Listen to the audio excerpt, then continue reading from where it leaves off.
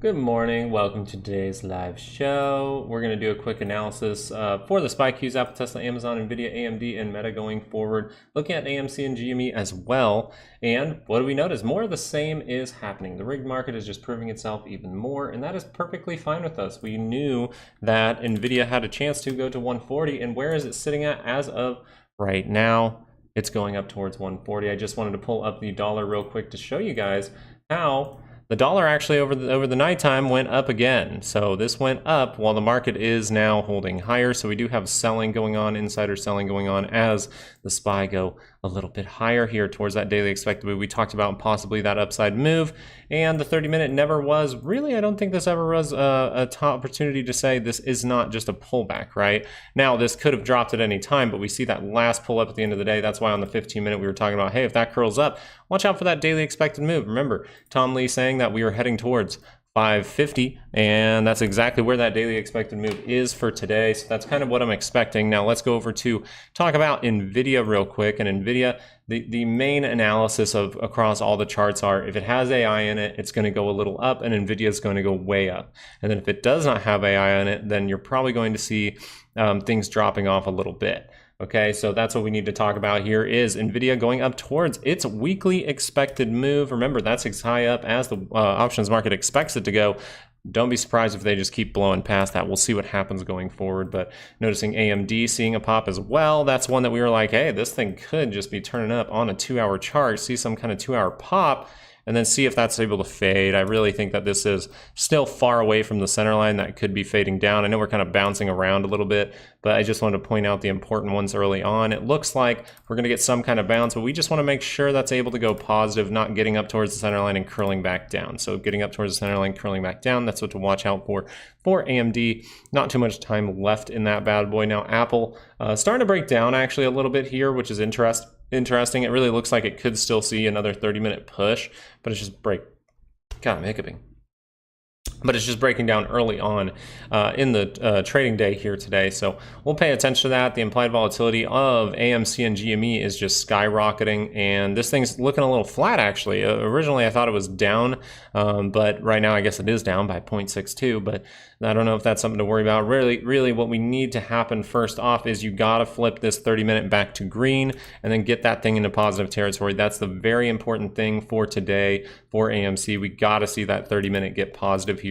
GME, similar story, right? It's turned up, but it has to be positive. That's a big deal. We're seeing it drop down a little bit here in the morning. We'll see what happens with these throughout the day. We're going to watch them very closely as we come closer to that T35. That T35 date is for tomorrow. We have a lot of FTDs. We have all that stuff going on. It is just looking very funky in the market. And aren't politics looking funky? Aren't the politicians looking funky? Aren't the wars that we're about to get into looking a little funky? I'm hearing a lot of weird things about why we're getting into things and things like that. So like I said, if you see one thing is rigged in the market, then everything's rigged in the market, and something very fishy going on in almost every category that you can select. Let's look at society. That you would definitely say in society itself, we're seeing some social stuff that is wonky too, right? So you have a wonky market, you have wonky society, you have wonky social structures, you have wonky politicians, you have wonky wars going on right now, and it's very interesting to sit and be a part of it, right? It's interesting to be at an age where you can start to understand all these things at the same time, and things are looking very interesting going forward. Okay, so we need to break through some trend lines here. That'll probably put us positive. All right, let's do maybe a downward one just in case we see, hey, look at that. We're still within some structure here, but we are breaking through the main structure. Okay, we're breaking through this trend right down here, so we'll pay attention to it going forward today. How you guys doing? I don't even have coffee. If you notice, I look a little tired. Baby girl woke up a few times last night, and I didn't wake up until, usually I wake up around 6:30 in the morning, but today, 6:30 Central Time, so 2 hours before the open. And today, I kind of passed right back out. I woke up at 6:30, I turned off, I just like looked at my phone, and then I just went back, laid my head back down, and boom, I was back asleep. And I woke up at like 7:50, so getting a little late start to the morning, a little tired. No coffee for me this morning, so hopefully baby mama comes down and makes some coffee. She just woke up, so I feel like I suffer, but she suffers a little bit more because she has to cater to baby girl a little bit more. because I don't have milk, so. But also then my headphones won't connect to my computer this morning. It's just a mess. I got to reset my computer, but I didn't want to do that to you guys. I wanted to make sure to get on here, see what everyone's talking about this morning. I'm sure everyone's going to be talking about, oh, NVIDIA is screaming higher. I'm sure everyone's going to talk about that. I'm sure everyone's going to be looking for opportunities to the upside. We have Meta seeing some kind of curl up. We talked about Meta curling up on a 30-minute. Microsoft, we talked about this possibly curling up on a 30-minute. Google, we talked about this curling up on a 30-minute. You still have the opportunity to head higher in the market because all of these other stocks have pullbacks, but usually it's a good sign when all the other stocks are pulling back except for one stock. So that is something to pay attention to. That's usually the sign that it is the bubble. It is the massive one that is going to be the needle that once it's poked, it will pop that bubble. So we'll pay attention to it, but don't think that this bubble can't continue. I still think this bubble might continue into the election. Netflix, what are we noticing here? Well, we have a bunch of little divergences up here on the 30-minute. You see that? You see that? That means we can get a pullback as of right now, right? We're still a little bit far from the center line for Netflix, but interesting for Netflix to go up when they announce, hey, we're going brick and mortar, when the media is currently right now telling you brick and mortar is dead, do not buy AMC, right? So very interesting to see positive price action for Netflix. It's just however they want to spin the news to make their chart look normal to everyone. Yeah, oh, that was good news for brick and mortar, but it's bad news for AMC to have brick and mortar even with setting record-breaking nights over the last weekend. So we'll pay attention to it. But what are you guys up to this morning? Good morning. Where we are going don't need corrections, Doc. Hey, look, is also Micron going up as well. So look at Micron as well. And this one here popping up is higher as well. So that's why I stated in the beginning. Most likely if it has some big AI to it, you're going to see those stocks continue to head up. So we'll pay attention to Micron as well. But that one there is going to be another one. SMCI, most likely we're seeing this one where higher as well. Okay, so you did see the divergence here, and this is just a big fake out. There's no real hint to this fake out. That's why the AI stocks are very hard to trade, and that's why I'm scaling in to my NVIDIA play. I'm not going to sit there and be like, oh, let me throw the whole house at this. I think that NVIDIA will drop eventually for some kind of bigger pullback, and I want to pay attention to that. As of right now, I'm at the upside expected move. This might be my next scale in move here soon, so I'll pay attention to it. Haven't gotten really that scale in yet. I need that to cross over, so the fact that this didn't cross over means, hey, don't take a position. Now we're going to do this. We'll see what happens this morning, but very difficult to bet against this, right? So am I throwing the whole house at it? No. I can take a small position, and if this is a bubble, it's going to see a massive move in the downward direction eventually. So I don't necessarily need to put a big trade in here because I'll make just as much as a regular position in this with a small position, most likely. That's why I'm doing it. So now I have the opportunity to scale in at that position a lot cheaper. So I'm very excited about that, actually. That sounds awesome. AMC, GME, we just need these things to actually go positive. And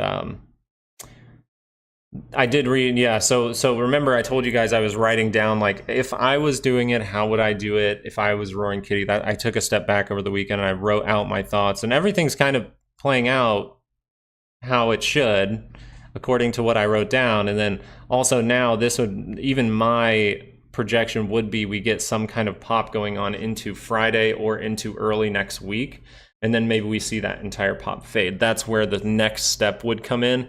But I also know that he already technically did my next step by creating another FTD cycle by July 16th, I believe, July 16th. So he already created the next FTD cycle by July 16th, which is pretty much what I had in my notes, was do it a second time.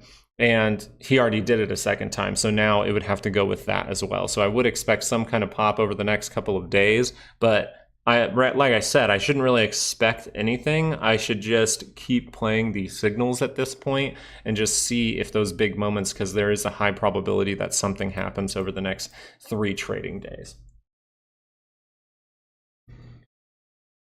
Jobless claims, immigration, job padding. Yeah, and actually jobless claims was readjusted. So if you look at the jobless claims for the previous 12 months that we've gotten, it was actually adjusted, and 770 of the jobs, well, jobless claims, well, 770,000 of the jobs that they said were created actually weren't created. They adjusted the data. So there's 770,000 less jobs out there than what they have been reporting. And that is something very, very freaky, that the data is that wrong. So that's very interesting to me, and that's why I just don't like fundamentals whatsoever. And you can see technicals can be difficult too. This is a time where technicals are very, very difficult, right? I'm not saying they're not difficult. They are difficult at these times. And that's why, remember in May, I was just like, yeah, if I was saying, hey, I don't know if you guys remember, there was a video where I said, hey, in May, right? I said in May, boom, I had a monthly chart.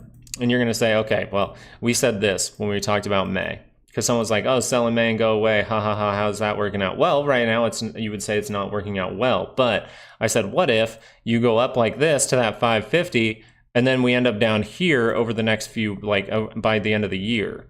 It's like, well, then sell in May and go away actually would have been a good thing. And that's what I was saying here from an investment perspective as well. Like, that's kind of how you think about it here. It's like, yes, we're in a bubble. Bubbles go up.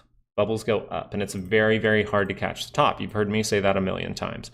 But what do we notice? If this would do this, then that would be a great, great sell in May and go away, and you wouldn't be caught up in all this wonky price action we're going through right now. So that's just something to look into on the investing side. We're going to talk about all that as I make that video over the weekend. Opening up, what are we doing? Well, the SPY opening up higher. What's the dollar doing? Well, the dollar's opening up higher. Okay, so this is immediately telling me, hey, there is some insider selling. We're seeing a little pop from XLU. We keep getting these little pops from XLU, but it never really catches ground, so that's interesting. Now, XLU, you can see a flight to that for a second, and maybe the SPY keeps diverging from it and starts to fall down while it goes up, and we just know, hey, maybe there's a bounce left in the SPY.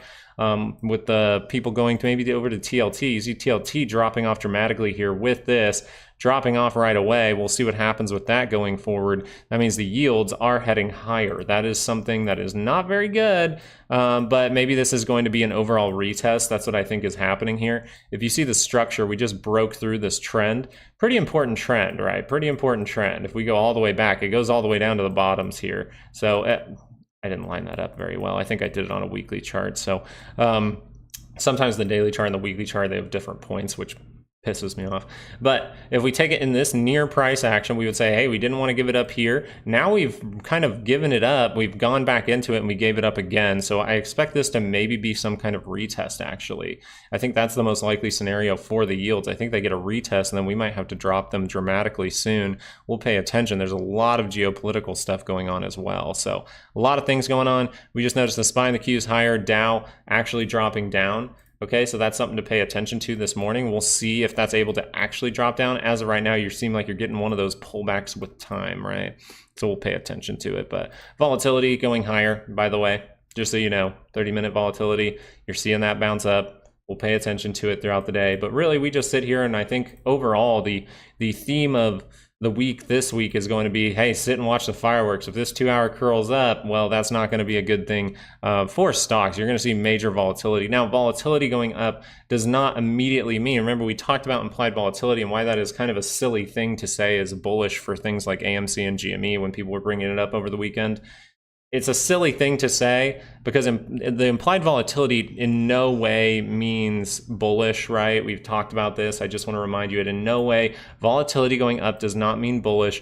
Volatility means bigger swings back and forth, okay? So that can be a bullish indication for a stock that's been beat up, but this also can be a bearish indication for a stock. So what are we noticing with AMC and GME this morning? Well, volatility's in it, and it's actually heading down. So anyone telling you that implied volatility means a stock has to go up, that's just incorrect. That's a wrong way to look at it. That would just be how we make the ranges, right? So there's a range up, but there's also a range down, okay? So you can get those over on Patreon right now. The link's in the description. Also, that course, if you guys want to learn over the weekend, it's still $100, but I think people want to see the craziness of this week before they start to learn again. It seems like everyone's addicted to watching the craziness.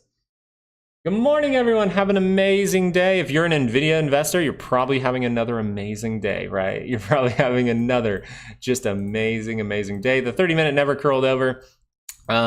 I think just when this 30-minute curls over, I'm just gonna keep scaling in. I have a longer out position. So HIMS is down finally. Yeah, Landon actually, I think it was Landon emailed me HIMS. And this was an interesting setup, and I think he was pointing it out, and this is a very good one to point out. We talked about it in the last live video just because he brought it up, and boom, look at that confirmation of the move, dropping down dramatically. See if it's rolling over a 2 hour. It is rolling over a 2 hour, and look at that. You have divergence all across this, so now you can say, hey, this is great. I can manage it on a 30-minute in case there's one more rigged move up. It's just to keep my risk averse, right? Keep that risk managed, and then we can see also if the daily is able to turn down, so him really you're leaning towards some kind of pullback, at least for HIMS coming very soon. We'll see if that's able to go to the 20, maybe even go all the way to the 50. That's a pretty good move, and we have some liquidity right near that 20. We have some good liquidity if you look across at this high towards this little box right in here. So I think these would be good areas for HIMS to pull back to over the next few weeks, but we'll see if that's able to happen. Great trade setup, Landon. Thank you for bringing it to my attention. Yeah, and Dell was actually one that I thought was interesting. I was hearing some stuff about Dell. And this one here, curling up on the daily. Now that's a rapid move. So usually I would like to at least see a 2 hour pullback before I get into this move, because look where the 2 hour is. I'd like to see a 2 hour pullback to just make sure I'm getting a good price. But this would just tell me like, hey, daily crossed up positive territory above the center line of the RSI. We can see a move higher. But as of right now, it's like you would hope that that momentum just keeps going, and the daily momentum just keeps taking over. So there's two ways to look at it. It's if you are someone who's trading just directly from a daily chart, you would say these are all good signs. But if you're someone who is trading based on a good position, then you would say, well, this thing might just scream higher. I might have missed the overall big move. Maybe I wanted to take it on the rejection right here. See that curl up above. I have a 9-day moving average up, I believe, today. But it looks very, very cool. Yeah, I have a 9 up today. Okay, so it looks very, very cool, but this is where we talked about like, yeah, hey, sometimes your 2 hour, when you put a 9 up, it'll give you a hint of like when to get in. And there you go, you're above the 200. You see the confirmation with a strong bar above all the moving averages. That's a good bar there. And then you want to watch if that daily can cross up. So the daily is crossing up here. Very, very good sign going forward for Dell. But I would just be careful in the environment we're in. We see a lot of squeezing going on. We have some major volatility that could come in tomorrow with the $3 trillion on the line. But maybe they want to keep things higher and then dump those over the weekend. Maybe that's an option for them. I'm just saying as of right now, I would say, hey, I would like to see a pullback for a better position. Even if that's a pullback with time, just move sideways and then see that pop up one more time because of the environment we're in. But 30-minute, you can see it's just pretty good. It's been cooked for a while. Okay, it's been cooked for a while. Even if I got a 30-minute pullback, something to give me a little bit better price to go collect some buyers is what I would like, because this here, you can cut through it to the upside like butter, right? You can cut through it to the upside. So it's a very interesting one. It's just, am I going long on anything in the environment we're in? No, I'm just not. But look at that, daily momentum taking over. You have to say this is a very bullish indicator. AMD is ripping. Amazon, is Amazon ripping? Is Amazon getting that bounce? Okay, good. Okay, so Amazon was one that I was like, I think this one does bounce up.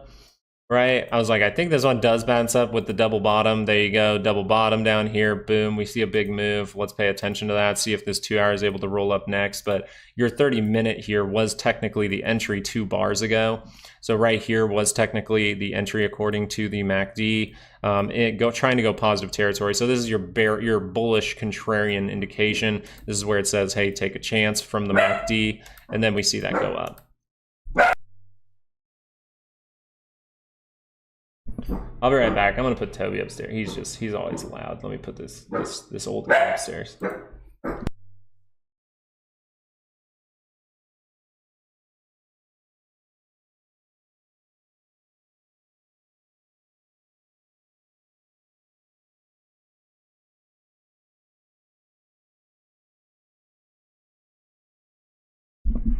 Sorry, Joe Biden's senile.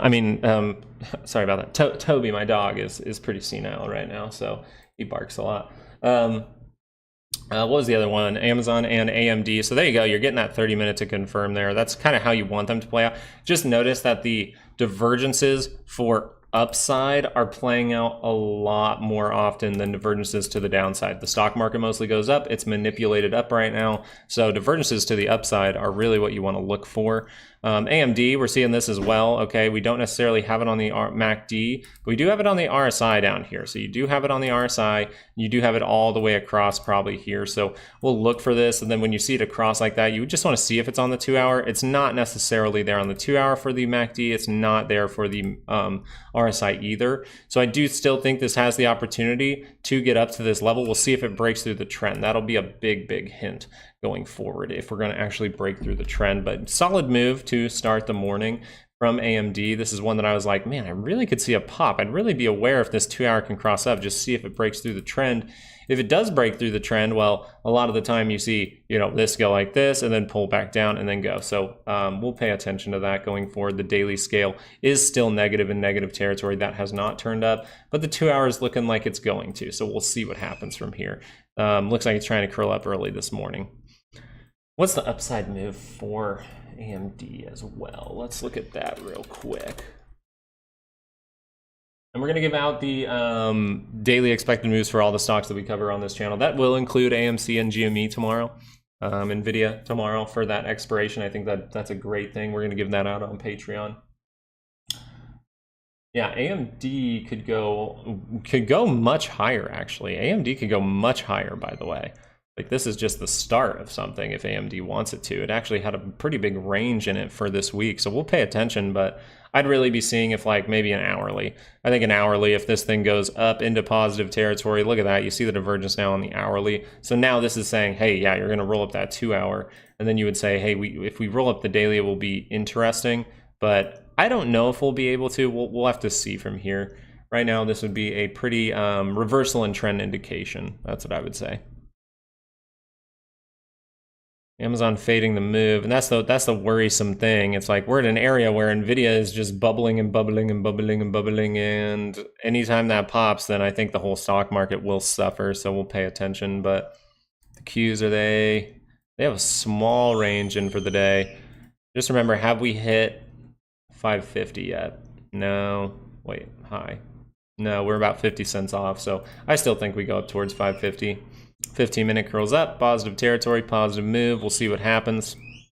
We got Ari upstairs doing her shrieking. She found out she has a voice and she shrieks at us all the time when she's excited.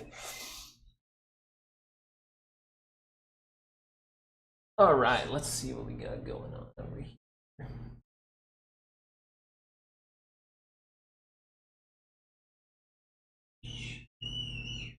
You guys hear that? She sounds like a pterodactyl. She sounds like some kind of monster. It's so funny. No real like big hints from the market. We'll see where the PCC wants to open up here in a moment. As of right now, I don't think people are bullish enough still. Like I think that people are still being very hesitant. Fear is still in the market, which is interesting at highs to have fear in the market, but you're officially at levels that almost surpassed the last bubble. So almost surpassed the .com bubble here with NVIDIA. NVIDIA with its fake revenues. Still goes up though. Hey, still goes up. If you're bullish on it, you're making the right moves, right? Palantir, yeah, Palantir was seeing a great move here. And this is why it's like when we did take this trade, I made sure to post like, hey, yeah, watch out for the crossing up here. I posted this on Patreon as well after posting the trade to the downside. Okay, now we look for that trade to the upside. Boom, you see a big move to the upside. The thing about the daily scale here is it's just been going positive. It never rolled back down. And the coolest part is I believe the weekly was just crossing up. So you see how the weekly is just crossing up for Palantir. Very interesting here, kind of completing a cup over here in this area. So you would say Palantir looking pretty good if you can get above this high. Very interesting to see Palantir looking pretty good as you get above that high. So we'll pay attention to that as well. Let's look at it on a monthly scale, maybe from an investment perspective. Oh, this thing hasn't pulled back like ever really on the monthly scale, but it probably did here. So if we had more data back in here, it would look like some kind of pullback, probably crossed up in this area. Okay, now it's bullish. We want to see if that weekly is able to cross back up. That would be a good sign. Okay, so the weekly crossing back up is a good sign. We'll pay attention to it, but it looks pretty good. I'm not gonna lie, like Palantir looks good. The structure of it doesn't look too bad. It doesn't look like too bubbly to me. Shopify still seeing from an investment perspective, seeing if the the weekly can turn up here. Let's look at it from the 2 hour, because that looks like maybe a 2 hour curling down. Okay, yeah, so it's a 2 hour curling down, but you notice it's just in a pullback as of right now. So if you see the 2 hour curl back up, that could mean another positive move is coming. Maybe we get some support actually right at this breakout here. So at the top of where you wanted to really complete the cup, you got a little excited, which kind of worries me just a little bit. Is there any 30-minute divergences going on? Not necessarily. You need the 30-minute to at least go positive before that thing can be positive. On the daily scale, look at that. It's just screaming higher, screaming higher. You got to be aware of the daily scale here, because if daily momentum takes over to the downside, that won't be good. But right now it hasn't. It's positive. So if that 2 hour rolls up at any time, you should expect like another positive move, right? Positive territory. Hey, positive move. Okay, awesome. So maybe the 30-minute is going to be a hint into that, and we're going to see, hey, maybe this does want to base out, wants to curl up and go positive, and then curl up that 2 hour. We'll see. But shop looking like it's rebuilding. You know, it's got okay structure, I would say. It just seems like trickle up buying to me, which is a little bit fishy, but you know, we want to take that with it. We want to try to be as unbiased as possible here and just say, hey, if this 30-minute goes positive, we could see a positive move. And then just be aware if that turns down at any time to create some kind of divergence, maybe a double bottom, right? So you might need a stronger base, but for now, this would be a gray area to hold up at. You really like trading shop, don't you, Tony? Let's see. Is Dell today's rig? I mean, a lot of stuff is, you're going to see a lot of stuff start to pump higher going into, you guys, it's OpEx. So you usually see a lot of stuff pump higher into options expiration. Then next week, you just see stuff start to fall down. I'm just going to be honest. That's how I've experienced OpEx in the past. And I try to just like, I mean, most of the time when there's $3 trillion on the line, I know something fishy might happen. So it might even be an opportunity to stay away from it. But if you see opportunities out there, you can do it. Just know that volatility most likely increasing. Okay, so you don't necessarily have to put, you know, $10,000 behind a trade. Right? That's all it says to me is, hey, volatility can increase. So therefore, I don't have to put as much money behind my trade. Okay, SPY heading higher here. Let's look at it on a 15-minute. You see how it's closer to the center line? This is when you want to pay attention, right? This is really when you want to pay attention. Just like over here, you still wanted to pay attention right here because that rolled negative for a moment, but once it rolls back up, you know, hey, that's not the moment. That's all that it means on the 15-minute here. So for the 15-minute for the SPY, we're seeing that head up. We're going up towards 550. We're about to get there. Did the SPX hit it? SPX hit 5,500. So there you go. That was the overall call out from Tom Lee, was 5,500. So now that we've hit that, we got to see what happens throughout the rest of the week. GME down 3.2% and AMC down 1.8% today. On the daily scale, you would like, so there is an argument for the daily scale being a good long. I'm just saying that is a rapid move very quickly. Or I'm sorry, not, wait, Palantir. Palantir was on the weekly. On the weekly scale, you could say, hey, yeah, that's a good opportunity for a long, right? This is what the MACD is telling you. It is telling you long for Palantir. The only reason I'm saying that it's maybe not the best long is just because of the environment we're in, one. But stocks can go up in any environment, okay? That's where it's like managing the risk will be important. So if this did cross up by the end of the week and I wanted to take a play on this and say I want to play some upside here, well, what would I do? I'd most likely be like, okay, well, I'm starting to create some wonky divergences up here. The last one led to a pullback. Okay, now I could create another one right here, and that would be a sign that momentum is dying out. So what would I want to see from this? Most likely I could see some kind of fade move, some kind of move maybe up to this trend. And then I could see a positive move. I'd say, oh, that's a nice little 10%. Thank you, thank you. And then I want to pay attention to the daily, okay? So paying attention to the daily here is very important as far as managing risk, because if that weekly turns up, let's say the weekly turns up this week, and then next week we get a pullback early on in the week and you're like, ah, crap, that was a terrible time to buy, right? So you just want to, if you're going to do it this week, it says manage your risk immediately, pretty much, because you have divergences up there, manage your risk immediately. You could get some kind of daily pullback and then that turns back up and then great. Okay, now that's a better entry because I have room on the daily scale to head up. Okay, that's overall what I would say about Palantir going forward. But you can't talk negatively about the stock, really. You can't. You could say, hey, I could wait for a pullback, it's overbought. All right, we've been going up for a little while on this MACD. Maybe if we pull back, that would be a good entry because yeah, the weekly turning up is great, but we do get pullbacks. We do get pullbacks, okay? Now on the weekly scale, you could also just get a 2-hour pullback, right? A 2-hour pullback would make sense too, right? We just pull back on a 2-hour and then see that thing curl up and we keep squeezing higher. That could happen. So you just have to really pay attention to your risk. I don't know everyone's strategies out there. I just know if I was trying to get into Palantir, I would at least wait for a 2-hour pullback. Look at that thing. Look at that thing. I would at least wait for a 2-hour pullback if I was doing it. That's just what I would say. PCC, there you go. So now we have the bullish PCC. So watch out. This is when, hey, what do we talk about when we talk about the PCC? Well, they want calls to come in because then they can start to rip away the market. They can start to rug pull. So this is exactly what they want to see. Now that would tell us that, hey, maybe the put premiums are cheaper and they can say, hey, we can make a bunch of money off these calls and then now swing it to the other side and then people will rapidly go to the put side and we'll see there. But now it would say puts are cheaper, right? So we'll pay attention to that going forward. Dollar is higher, right? So not necessarily a good thing. You have HYG and smart money, things like that dropping off, even though I think there will be a flight to safety. We'll see volatility screaming higher as well. So this is what they want to see. This is what the market maker algorithm wants to see to bait people into a trap to the upside. And we'll see if XLU is able to turn back down here. That's a good move from XLU. We ended up hitting 550 on the SPY too. Look at that, we're going up towards that daily expected move very early on in the day, okay? So when you go up to a daily expected move very early on in the day, especially you wanna pay attention to daily expected moves more so when they are outside of the weekly expected move, because that can give you where a good probability of a top for the week could be. Now we are on Thursday, so if we wanted to, this is Thursday. Once you get to Thursday, Friday, you can just start to squeeze above it. You can start to keep seeing that crazy thing happen. Okay, so don't think that you can't, but this would be the area where you're looking for some kind of confirmation for weakness and look at the divergence we have as of right now. So pay attention at these levels. If we start to reverse from here, yes, we have divergence. Yes, we have divergence. We've seen rigged move after rigged move, so you got to pay attention to curl ups.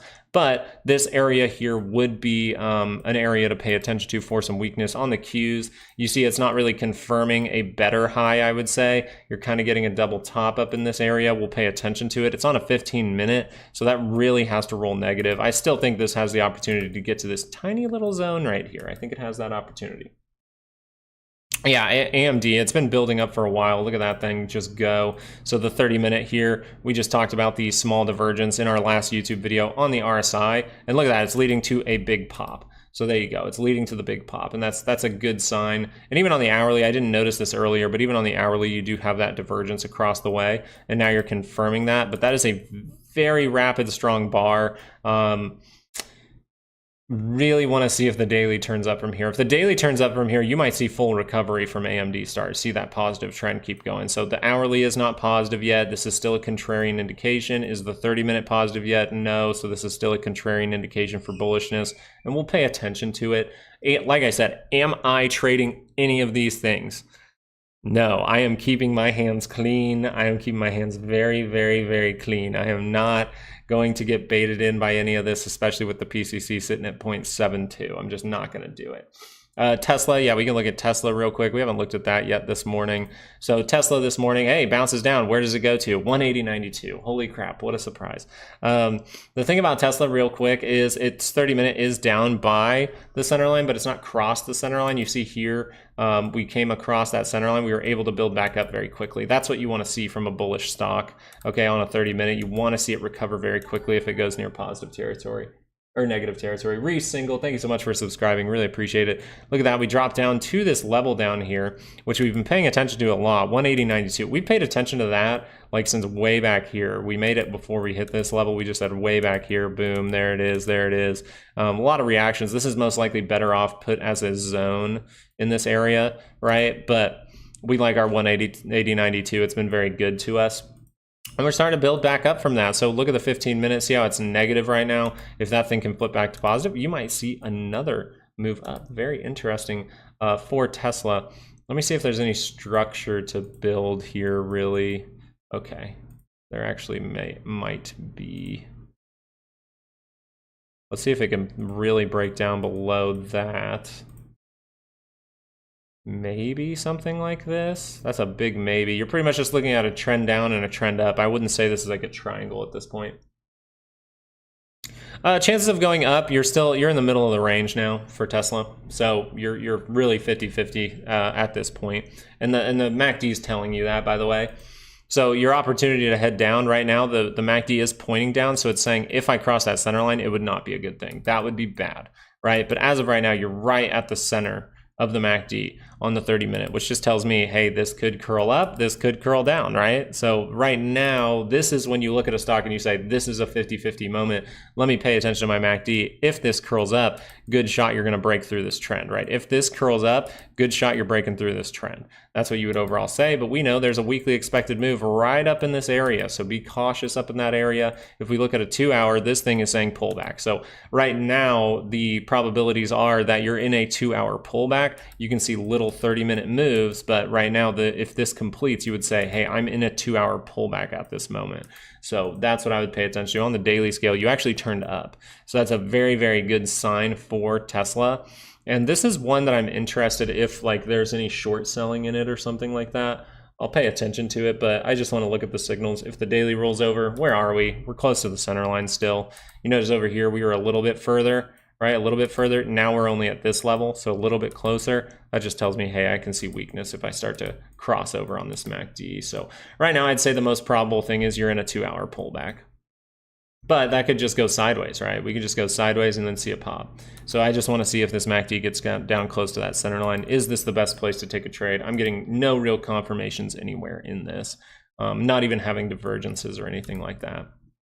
Maybe the hourly does actually, but yeah, see the hourly has kind of these flat divergences, which also most of the time say pullback. Okay, so 2-hour pullback would make sense, and then we'll have to see what happens from there. Yeah, Kalani, I think you're looking at it how I am. I think you're just saying, hey, yeah, the 2-hour looks like it needs a pullback. Okay, if that pulls back with time, that's fine. As long as that gets close to the center line and curls back up, kind of confirms, that'd be a good thing. SMCI going back up to 1,000. Look at that. I wish I had a weekly range for SMCI. It just blew past this zone. Pretty crazy. You break out, you touch inside it, now you just go. I think these are... If I'm giving my just an honest opinion, these are very, very bullish moves in an environment where we've been very, very bullish for a long time, and NVIDIA is really holding the market up higher. And I think that if NVIDIA was dropping, I don't think any of these moves would have happened. But we're paying attention. Things just go up and up and up forever. Upper range of bear flag on SMCI. Oh, okay, so you're saying a bear flag on like the grand scheme of things. You're kind of saying there's a big, big bear flag all the way across like this. I think that's what you're saying. Maybe take it on this wick here because it kind of matches up better. Actually, yeah, the wick here would make sense. Let's do it at the high just in case, because that kind of goes with the gap. We'll do the high just in case, but yeah, I see what you're saying. It's down to 0.74. Yeah, they were at 0.70 a little bit ago, so it'll be interesting to see what happens throughout the day with that info. Seeing if a 15-minute divergence could call the... That would be very interesting if a 15-minute divergence is all you get. But I would expect they really want the calls to pile in, and then they rug pull it, right? So I would expect maybe they keep it higher for most of the day. Maybe you get some weird price action, but this is a signal outside of the weekly range. So this is technically where my strategy comes in. Now, remember this about my strategy, and this is something that I think a lot of people are forgetting when they learn it in the course and we talk about this strategy I give. It's a good strategy for any market, but it also, in a bullish market, you have to say, hey, the probabilities are we're going to go up, so I'm not going to see a big swing down. Why am I not going to see a big swing down? Well, because volatility is not above 20. Okay, that is very key to understand. My strategy works the best when it's like at least above 16. At least above 16. Okay, so you need volatility in the market to see the big swings. And that's what I think a lot of people might be getting ate up by, maybe. But the 30-minute is able to go positive here. The 2-hour, if that thing crosses up, look at that, it's starting to right now. We might see volatility come in very, very quickly. Remember, this doesn't mean bearish right away. Volatility can scream higher, and that's fine. But one thing I did notice was that the volatility of volatility has been scaling up. So this has been holding up better while volatility has been trying to hold up better down here. But the volatility of volatility is up here while volatility itself is just down here. So that tells me, hey, we can see a big move in volatility. We'll pay attention today. Did the 30-minute cross up? No, so no confirmation on a 30-minute, just this 15. So 15 kind of sucks because like 15 very wonky stuff happens. You see it over here, very wonky behavior. Over here, very wonky behavior, very wonky behavior. So I would like it on a bigger chart, but as of right now, we're seeing that start to fade right as we hit 550. Very interesting. Microsoft looks ugly. Let's go look at Microsoft real quick. Ooh, what are you doing, Microsoft? Yeah, I think this is one we said, hey, Microsoft's saying a 2-hour pullback. So as of right now, you would just say this is a pullback. You have to just be like, hey, this is a pullback for now. If you see something crazy happen, that's great, you know. But as of right now, you would just say this adds up to a pullback at this level, right? We have maybe no real divergences in here. If we pull up a daily scale, that's where you could say, okay, maybe the point of divergence, it's kind of a wonky look because I think this is part of the bubble too. And the thing you need to understand too is like, NVIDIA is the most expensive stock, right? It's the most, what am I trying to say here? NVIDIA is the most valued stock or whatever, right? It's surpassed Microsoft, okay? The thing is, NVIDIA is very dependent on Microsoft in order to head higher, right? In order to produce profit, in order to produce revenue. So it's very funny to see Microsoft and NVIDIA both hit those levels because they're very dependent on one another. So interesting to see, like we said about Microsoft, you know, on the monthly scale, is this a good time? You know, it's screaming higher. It still has the divergence actually. So this one, not necessarily. This was the last time that it said, hey, yeah, I'm a safe investment was 325.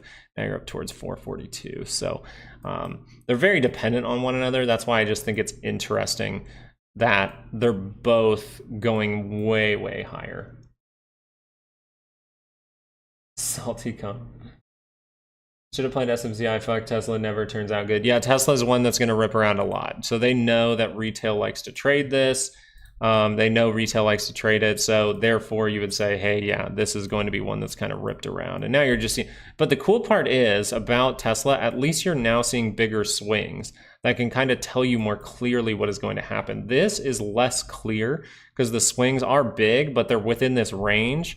Okay, so if you had to play that range for a while, but it's hard to tell when you're in a range right away. So it's hard to tell when you're in a range, especially when they make a move out of the range, then you go back in it. So here now you're seeing a big swing, medium, medium, small, small. Now we start to break down, we'll see, but it just looks like 2-hour pullback. There's tons of rigged moves in Tesla. They know retail likes to trade it. Netflix is one though.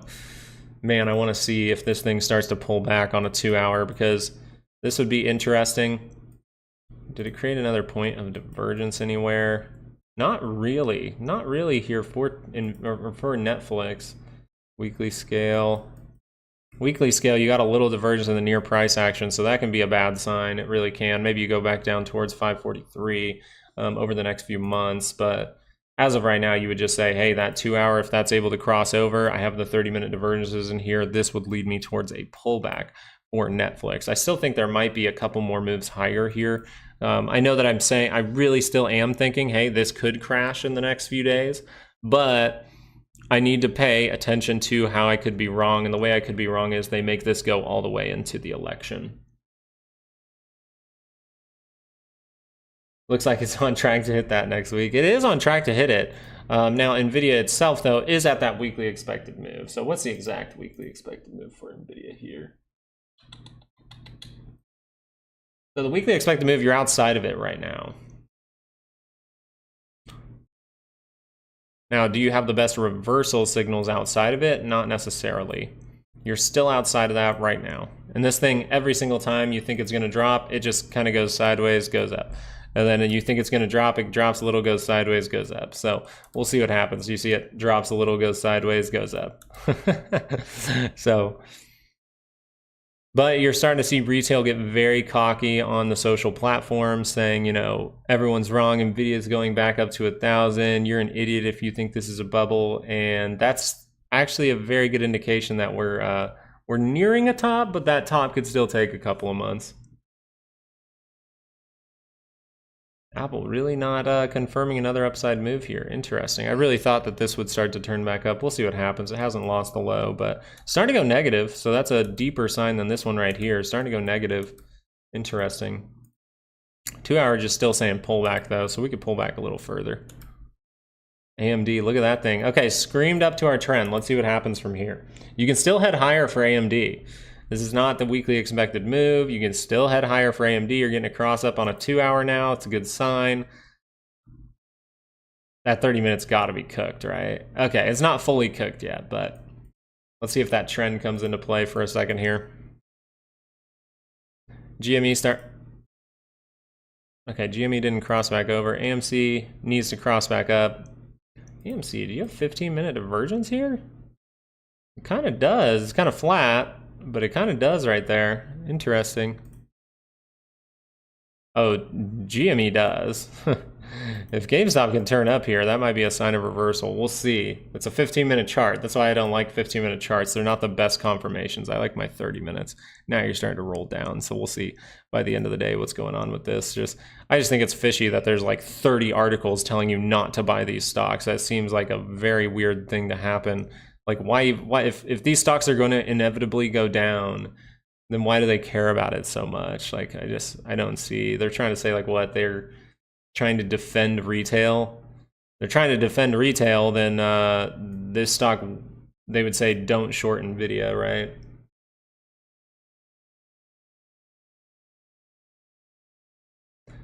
All right, NVIDIA. All right, we're going back below the weekly expected move right now for NVIDIA. Let me pull up my other charts just so this is easier.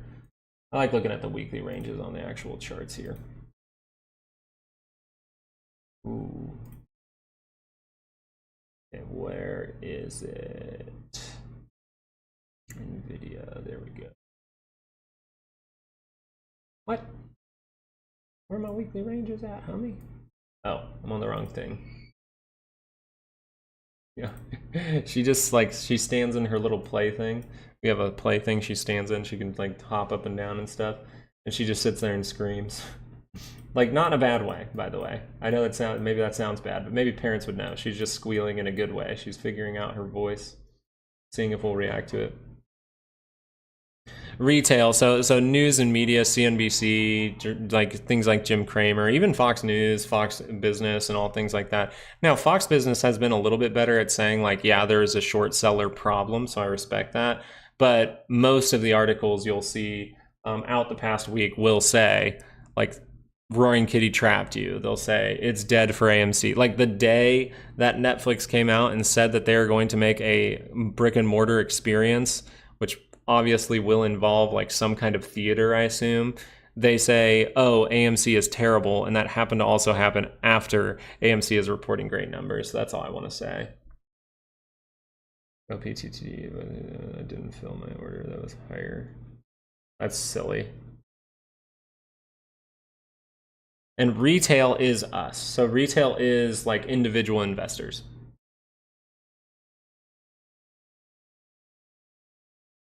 I don't understand how it can go up. It's just because it's a bubble. This is what bubbles do.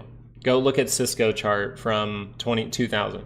Go look at Cisco chart. It did the same exact thing. It's following the same exact pattern. If you go out to a daily scale and you just look at Cisco and you look at NVIDIA side by side, it's like almost the exact pattern.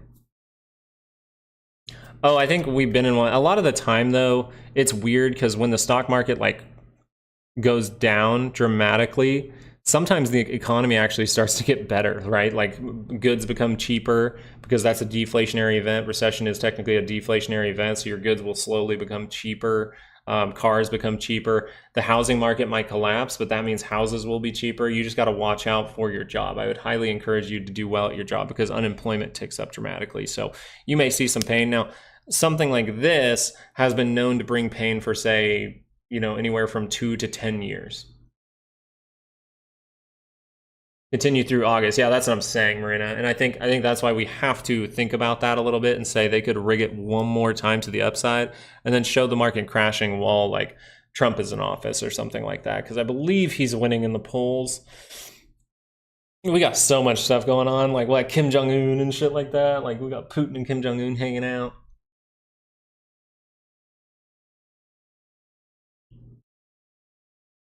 I don't. If this performed well, like I said too, this is a cycle where if we say got, let's say a daily, or even a monthly, let's go look at a monthly, I think on this. If we got a monthly pullback for a little while, like you're saying, you know, like, what are you saying? You're saying like the next election year, the first election, or the first newly elected year, right? So what we would say is, what if this pulled back on the monthly scale and then this didn't do what I'm talking about and get a bear market and go down over time like this? What if it didn't do that? And what if right in this area, we actually turn back up, we see more price action to the upside, right?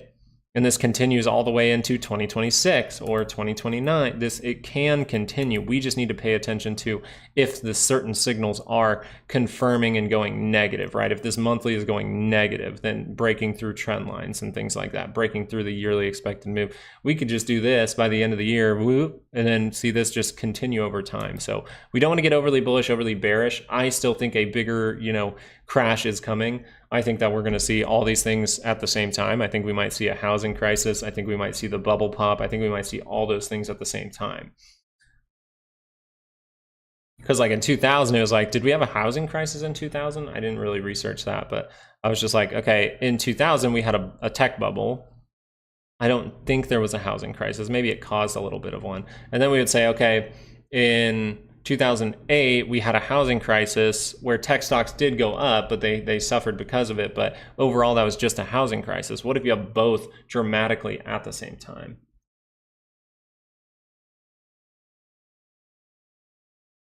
SMCI again. Let me look. SMCI from an investment perspective, if you look on the monthly, it was buy way back here. First of all, it was start to accumulate down at $24 actually. So you want to talk about SMCI investing wise. Is this a good time to invest on a monthly scale? Remember, when we talk about investing, we talk about a monthly scale.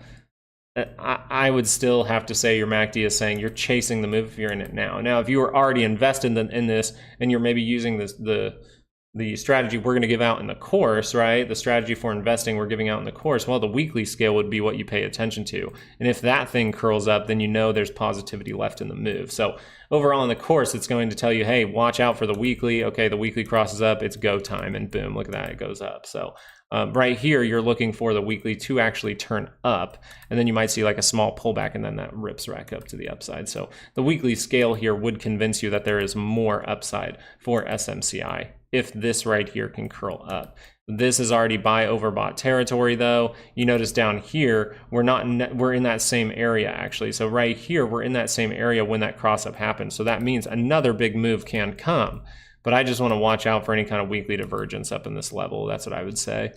So is it a good investment on the monthly scale? I would say that you're chasing the move according to the MACD. You're not getting in at the most opportune time. If you're managing the trade, then you would say, hey, okay, maybe I'm out right here. I watched that thing for a little while. Okay, now I see that head up. And if you were in this move overall, well, at this level, which, our strategy might tell you to sell a little bit before that, but here you would say, okay, I went up 113% in 98 days.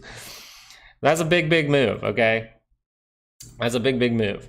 But you could also say, hey, if I start to close below the 9, that's a good hint that I'm going to cross over. So right here would be overall where I would say the best exit strategy would be according to the MACD and according to your moving averages.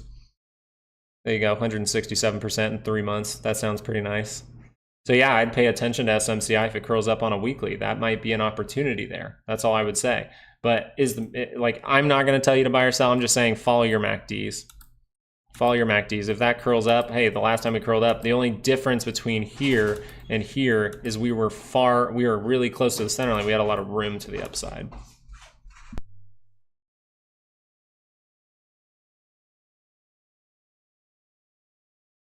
I get fancy coffee today. We have an espresso machine. I get fancy coffee today. I think Dell on the daily scale looks better. I can't remember on the, I look at so many charts, I gotta look at it again. On the weekly scale, I don't know if this, I actually think if SMCI curled up on the weekly, it would be the better opportunity. Just because it's more clear. That's it. That's it, it's more clear. See back here, you're kind of by the center line, you get one cross up, okay, it says go time. Right here says go time. Now this is curling up. Now, as far as investing goes, this is on a weekly scale. As far as investing goes on the weekly scale, I think that's a little fishy. On the monthly scale, you would say, okay, this thing is just cooking, right? This would be chasing the move. This would be chasing the move. Not the best time to invest according to your MACD, because you're chasing a move. It can go higher. You just know I'm being a diligent investor. I need to look for something else. Now on the daily scale, that thing is turning up, but it still has to confirm, one, and two, you're already seeing a dramatic move up, which leads me to believe there's at least going to be a 2-hour pullback. So if this 2-hour can pull back and then confirm back up, that would be a better confirmation than just a daily curling up right here, in my opinion. I'd at least be looking for like some kind of hourly or 2-hour pullback, I think. Hourly might be better. Hourly gets close to the center line, turns back up. Okay, another positive move is coming, and then you know, hey, that daily is going to cross there. As of right now, fading down dramatically. That's why it's like, even if you're investing on the daily scale, you still have to know a little bit more because the daily is wonkier. On the monthly, yeah, you might not see as much crazy stuff, right? On the monthly scale, you don't see as much crazy stuff, right? We beat down, we curl up, 1 bar, awesome. Let's see, the curl up was here, cheek. And 365, well, you're at that right now pretty much, 175%. So would I be chasing moves right now on the monthly scale as an investor? Nope. The MACD's telling me don't do it.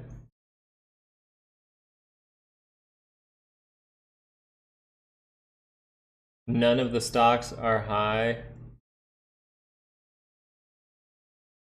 They're all, I'm sorry, all the stocks are so high and positive? Yeah, it means that this is a time where you have to be very patient. And maybe if you're thinking like, oh, this is very, very, very, very high up and we're going to see some dramatic things for a little while, then you want to position yourself accordingly to that. You know, things like, I don't know, what is it? Well, we've been talking about the dollar, right? We've been talking about the dollar, how this thing has been curling up. Okay, well, UUP, what does that mean for UUP? UUP is something that is it's the dollar, right? You're trading the dollar. And right now, what are you noticing about the dollar? Well, we're trickling up, that could curl down. Okay, is that the best investment? Well, if this monthly turns up, this might be an investment here. TLT, if this would turn up and go back positive, remember, this is what we talked about here. Hey, this is a contrarian indication. You have some divergence down here. Maybe TLT is a better opportunity for the long term, right? Because we can look at a weekly scale here and see what is happening as of right now. Well, we're curling up right by the center line. This is saying I have a good chance to go positive here. That's all I'm saying. Now, everything has to manage the risk. Everything has to manage the risk, and that's the point of this channel, is to teach you kind of like, how do I manage the risk? Well, on the monthly scale, hey, it curled up right here. Okay, this is the weekly pullback. Now you're getting green. If that goes positive right here, that will be a good sign. Gotta manage the risk, right? So if this weekly starts to curl down, well, that wouldn't be a good sign, but you would know, hey, the daily's crossing over. If the daily crosses over, there's no reason for the weekly to turn up. Okay, so if this daily crosses over, you know it's not the moment, but has it crossed over yet? No. So technically, an investor would say, hey, this is a great level for 12 to 24 months. That's what they would say. Now, I know that me personally, I told you the perfect level was 8250, and I told you that way up here. I said 8250 is where I'm going to buy TLT. Now I'm managing the risk, and I'm thinking about getting back in. I just want to see how this daily plays out for a little bit. Okay, so TLT is something that I invest in at times like this especially, but this is one of the best opportunities, I think, and because I put my money behind it. I think it's a good opportunity because the MACDs are curling up, because everything's happening. And what did we have down here at the lows? Well, we had a steep divergence, right? We had a divergence across the way. Now we're getting a higher low. If that thing turns up and goes positive, I might take a chance on that and treat it as a monthly investment. You see what I'm saying? I can look for something else. Daily downside for QQQ was 482.54. Remember, dramatic things can happen outside of those weekly expected moves, by the way. Let's look at the SPY. SPY a little bit further away, so if the Q's violate it, look for if the SPY holds up at it. Right now, we're seeing if that can confirm. That would be a signal for weakness and momentum, but it's on a 15-minute chart, guys. So remember, the downside moves are going to be the hardest ones to play. The market overall, most of the time, goes up. XLM, oh, I don't know. Lift. You're welcome, Matthew. Yeah, you're welcome.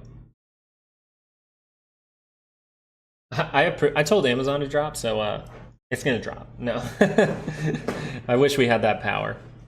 Mara, let's look at Mara for a second because that's a little bit tied to it, and then we'll look at Lyft for you, okay, Kunik?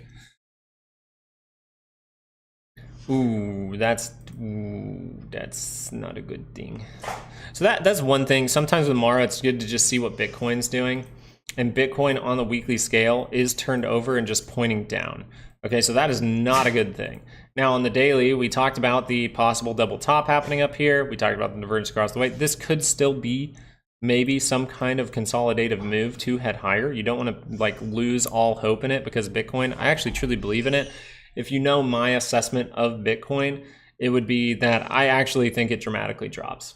I know, and I just wanted to give my opinion before I give the analysis. I'm going to try to be as unbiased as possible. I'm not shorting anything in here. I just don't hold Bitcoin right now because I held Bitcoin in the past, and now I don't hold it anymore. I don't trade crypto too much. I'm waiting for crypto to go all the way down to my purple zone. And I'm just going to be very honest about that. I think Bitcoin could go down towards 3,100 to 13,700. And that's my zone where I'm going to start accumulating. Just wanted to get that out of the way first off. That is my opinion.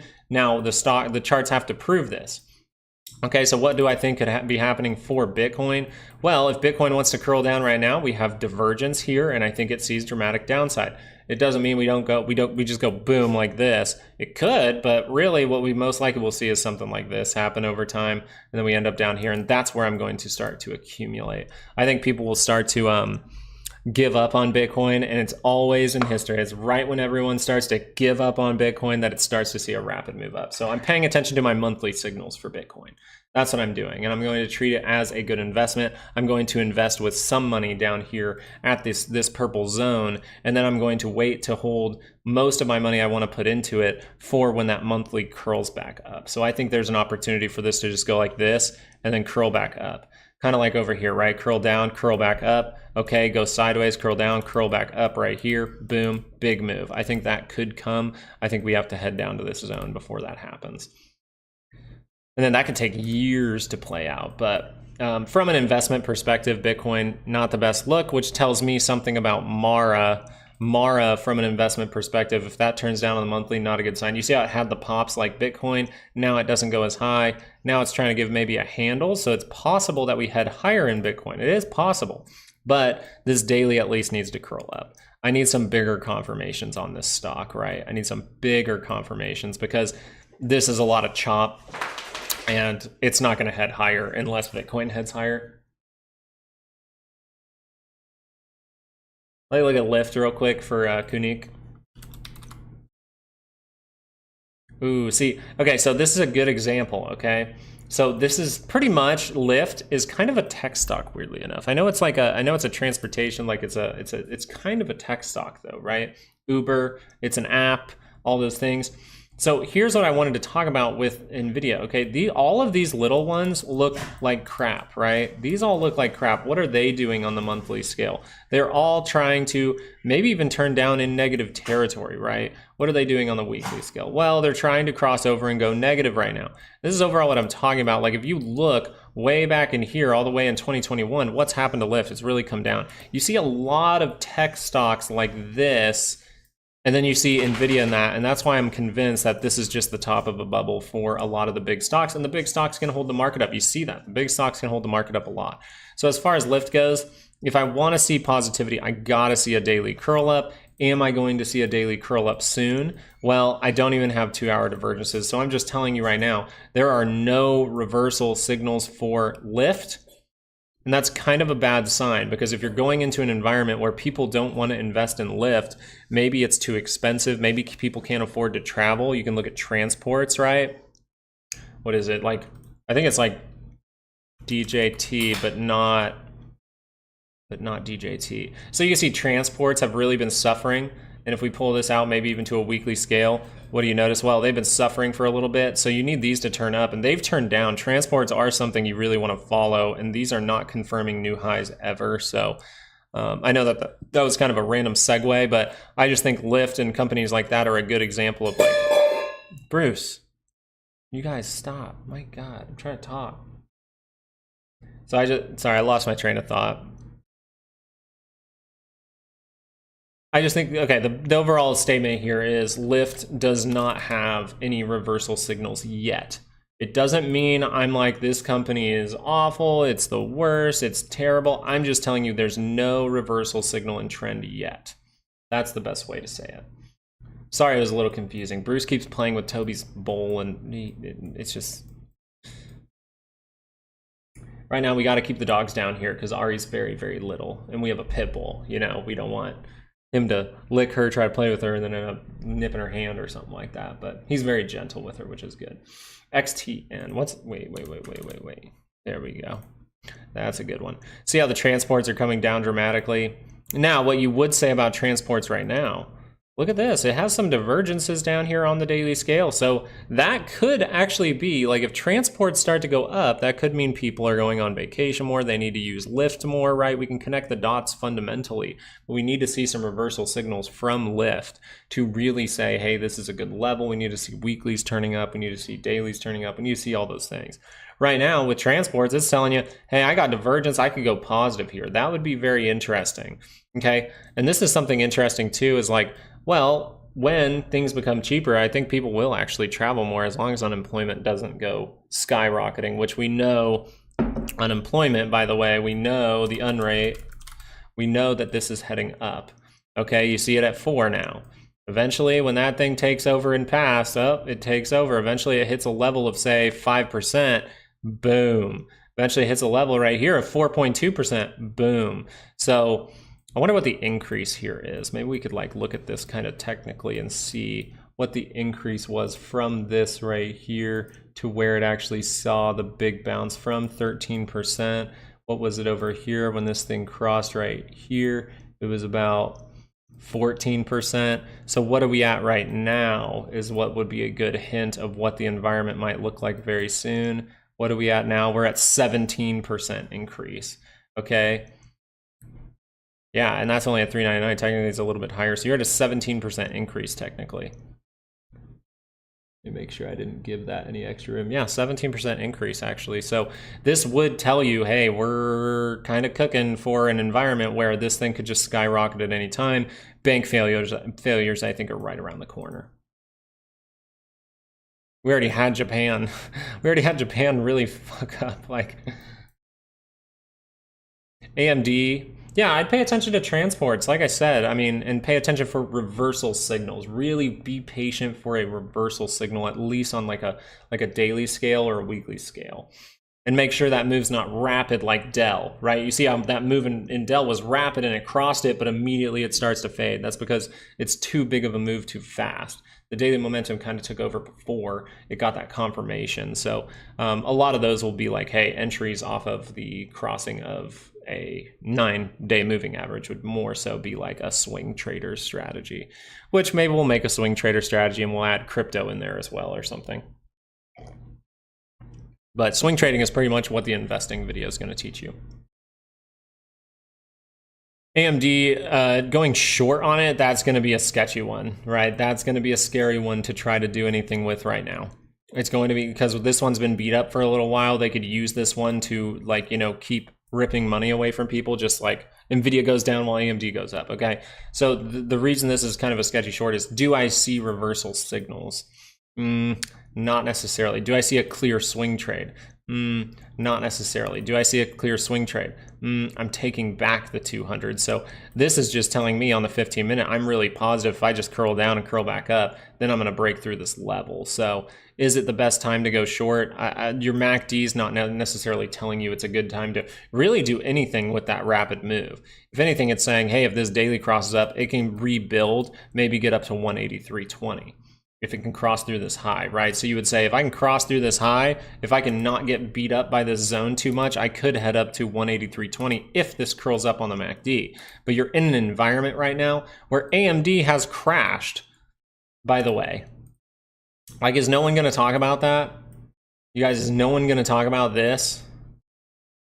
It's down 32%. Where's NVIDIA? Well, the money that probably got taken out of this is in NVIDIA. Okay, and where's NVIDIA at? Well, it's way up here. It's starting to come down, by the way. What the hell? See if this 30-minute wants to cross over.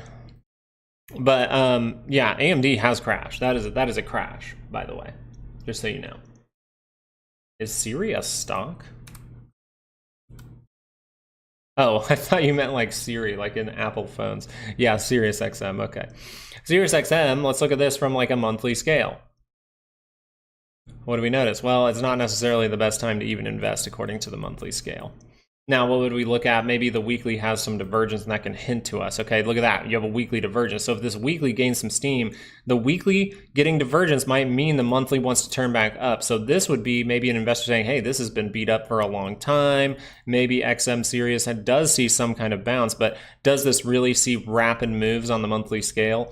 Not the most. So you'd want to dig into the company, see if it's actually something that's profitable over time. This is where fundamentals will have to come in when you're investing, and it's something that's beat down, not really like swinging back and forth nicely. You want to see, but as of right now, you do have a weekly divergence. Sirius XM Holdings, it looks like it has a divergence on the weekly scale, which is a good sign. As long as that can confirm, that most likely will turn up the monthly. Now you are below the 200, so down here you have to manage that risk. So that would tell me, hey, this daily I have divergence as well. There would be like the earliest entry for an investment, I would say, is right in here. And then you would want to see that weekly turn up, manage it on the daily, because if the daily just goes pop, oh, then you want to pay attention because you got to manage that risk. But good one to look at as far as investment goes. I like this one. Like, even though it looks bad over time, I like this look on a chart better than, say, someone saying NVIDIA or even Dell or something like that right now. AMD did crash. I don't know how no one has realized, but AMD did crash. Just so you know, like, going from up here to all the way down here, that was a crash. That's 37%. That's 37% in 77 days. Like that, you guys, that's a crash. That's 37% in 77 days. 37% down in 3 months. That is a very bad move. That is a crash. It's over 25%. It's over 20%. So you'd say, hey, that's bear market. Oh, no, that's a crash. That's down 37%. Now it's trying to build back up, and that is a very good thing. The weekly is still positive. So we want to see if that's able to curl back up. That would be a good sign for the stock, wouldn't it? So if the daily curls up, then the weekly does have a chance to curl up here. I'd be seeing if the daily curls up, hey, we could see a positive move, but just pay attention to the environment you're in the grand scheme of things. This is what you have to take into consideration when investing. Stocks like this are going to fall down in a bubble before the actual big bubble. The ones that are bubbling up even more to hold the stock market up are going to come down. So that tells me I need to be careful trying to invest in anything right now. Why? Because the SPY looks like this and the Qs look like this, right? Just looked at the response of the market on the macro data. Can really read the theme here. What's the theme you're thinking, Q? GME starting to rip. Whoa, uh-oh, 30-minute crossed up. Good, thank you for bringing it to our attention. 30-minute, did that cross up for AMC? It did 30 minutes ago. Boom, what a boom that is. You have divergence down here. This looks like a triple bottom. Now we want to pay attention. Is the stock going to be suppressed further? We'll see. Remember, in order to see something crazy happen, we got to get above 599. 599 is the level to pay attention to for AMC. GME, this one crossing up. Okay, cool. Is it able to curl up on a 2-hour? We'll see. But as of right now, you need to get above 37.26 to see something crazy.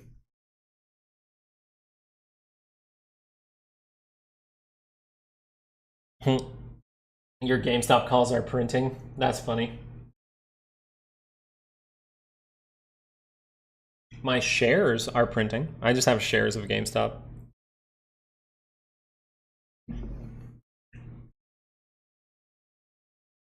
Okay, let me look around for a second here, guys. Let me get back to it. I know I did a bunch of analysis there, so I just want to make sure I'm looking at my stuff real quick.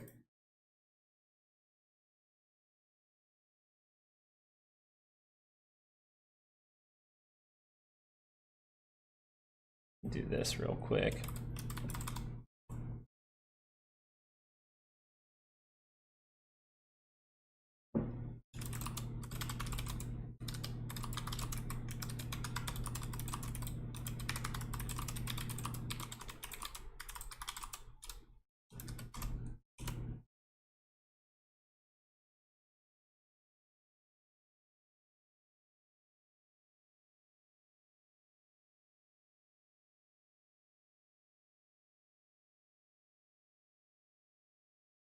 Yeah, people are starting. Actually, weirdly enough, XLU seeing a bounce here. Now, that's not necessarily a sign. It's more of like, if you think about it, utilities are essentials, right? So that'll be interesting to see if utilities start to go up while the SPY goes down. That'll be interesting. But that could mean maybe that the SPY drops off and then maybe we do complete that daily divergence that we've been talking about. We'll see. GameStop really ripping. Has that been halted yet? Let's look at a 5-minute. And everyone talking about the halts, the key thing you need to know about halts is it's 5-minute, maybe 15-minute. But during big downturns, right, like this, you'll notice how cheeky they are, how cheeky the market makers are, how cheeky the people are in the market controlling the buttons, how cheeky the algorithm is.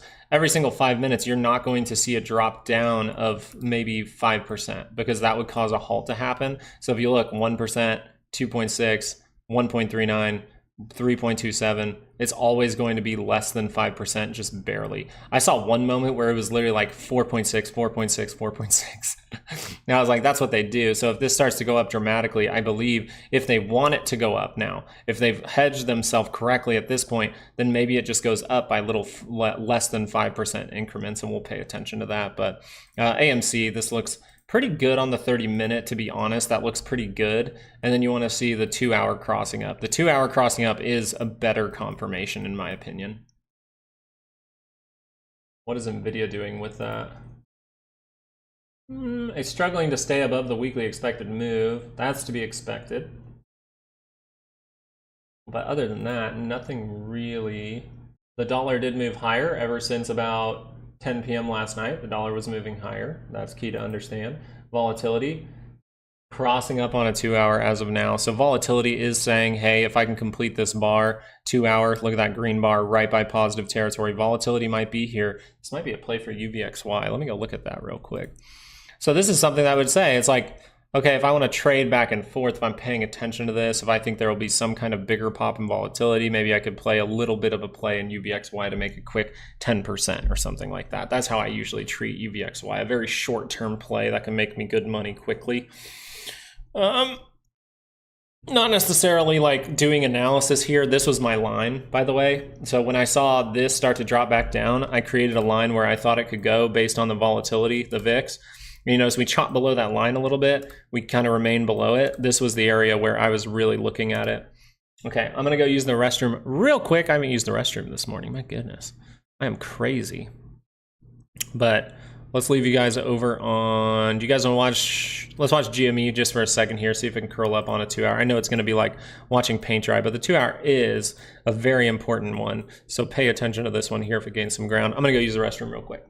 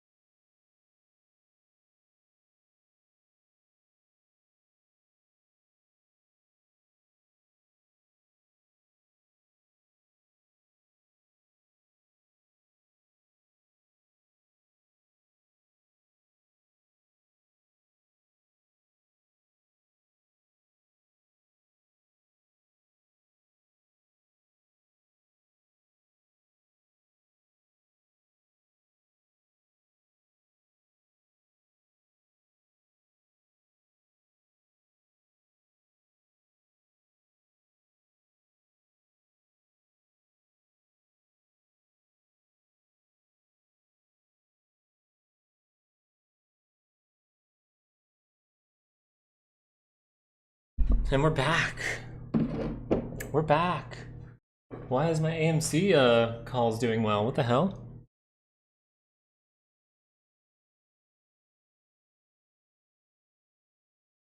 Love the Squirtle cap. Hell yeah, that's what's up. All right, you know I'm back if the little logo things, if the little description things go away, right? Hey, Bucky Ace, thank you so much for subscribing, by the way. Sorry I missed that like 30 minutes ago. I suck. I'm awful.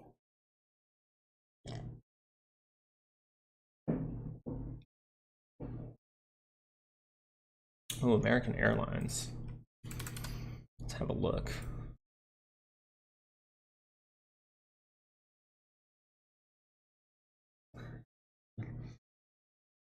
American Airlines short. This is pretty much the time where it's kind of like I'm thinking of investing, right? So I don't know if this would be the most short opportunity. You may even get a double bottom here that can curl back up. We'll see. As of right now, you're just being patient. That monthly trying to creep up. See, this one's a little wonkier. Not the best sign right here for it to be wonky like that. I'd really like to see this weekly divergence. So weekly divergence would be nice here. This SPY was a 15-minute. We just got to see if that's actually going to confirm any downside. We've seen wonky move after wonky move on the 15-minute, so you got to take it with a grain of salt. But can't wrap my head around why rates are still ripping with this data.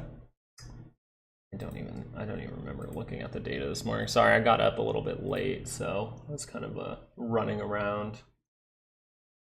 Building permits came down and that went up. What was the jobless claims? Jobless claims down from the previous, and that was revised. What was that revised from? That's the key thing there. And then, but they're up from the consensus and forecast. Jobless claims going up and building permits going technically down would be a sign that the rates should go down, and they're going up.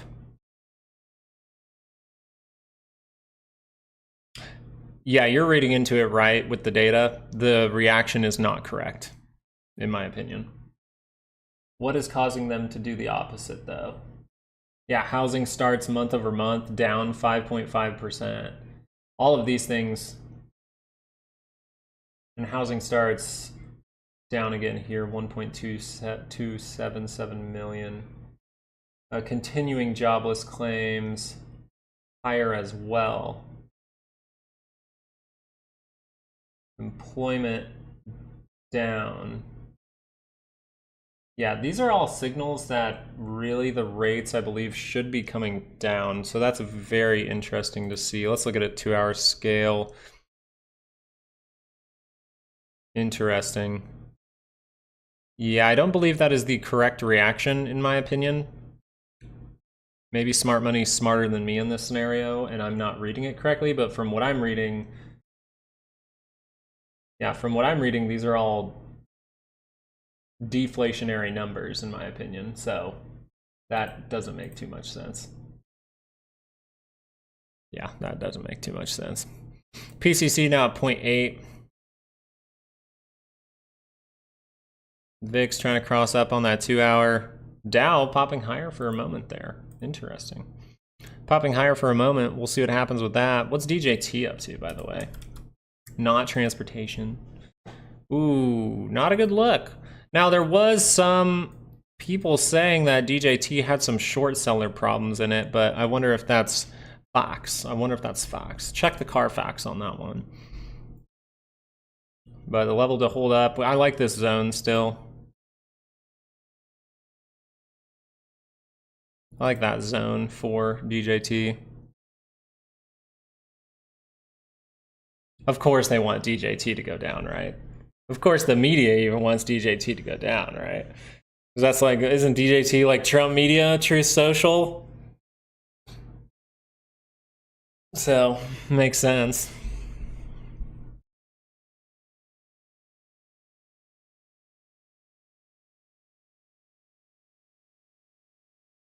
Ooh, no confirmation there, rejection. Jesus. That is a move and a half. Oops.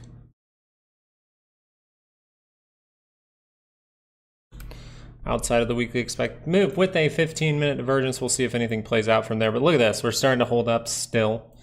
So we'll see what happens. But looking over at AMC and GME, look at that. Starting to fade again. Starting to fade again. Right when it looks like it's going to break through and everything's going to be good. Everything's jolly. Oh, God. Now it's not. You just got to sit and laugh at it. Ooh, Apple. Did anyone see this move in Apple? Oof. 30-minute confirmed. Hey, the downside is the most likely option right here. Hey, we're starting to head down, going negative, so not the best sign for Apple. Still in that 2-hour pullback is what I would say.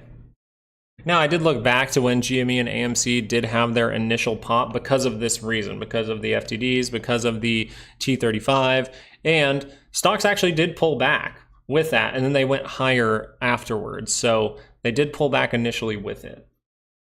They didn't crash down all of a sudden. We'll see if that does happen, but as of right now, it just says 2-hour pullback for Apple, and you're getting more of a pullback right now. I have a downward range. 206 is where I'd start to pay attention to Apple a little bit. But it's outside of its monthly expected move. We could see something crazy happen towards the end of this week. We'll see. Or at least I believe it's outside of its monthly expected move. I gotta make sure I have the correct thing up. 203. 203 is the top side, so yeah, you're outside of that monthly expected move. NVDA, you know this is outside of its monthly expected move, right? 123.50. So right in here is that monthly expected move. Let me see if I have a scale in opportunity just yet. I'm waiting for momentum to at least tell me every single time for my next scale in. And actually, if I just use the same amount as my first position, it will be a good position at that point. Hey, my AMC calls are now up 66%. There you go.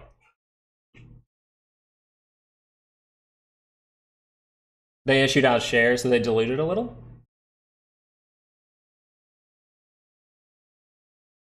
MLGO. I don't know if I have censorship with swearing on my streaming here. Ooh, 2-hour crossed up for MLGO. Not a bad sign. You have 2 hours saying, hey, I have the potential to go positive, but it's in negative territory. So you gotta say, this is bearish, but it is a bullish contrarian signal as of right now. And then the main signal that you need, let's see, daily momentum has to be with you. Last time, ooh, that just happened all of a sudden. So that can happen all of a sudden. So if you're confident in it, if you think this is going to squeeze, first of all, you know that if these things are going to squeeze, see crazy moves upward, should you risk your whole house on it? No, you're going to make plenty of money using a small amount of money. That's all I need to tell you.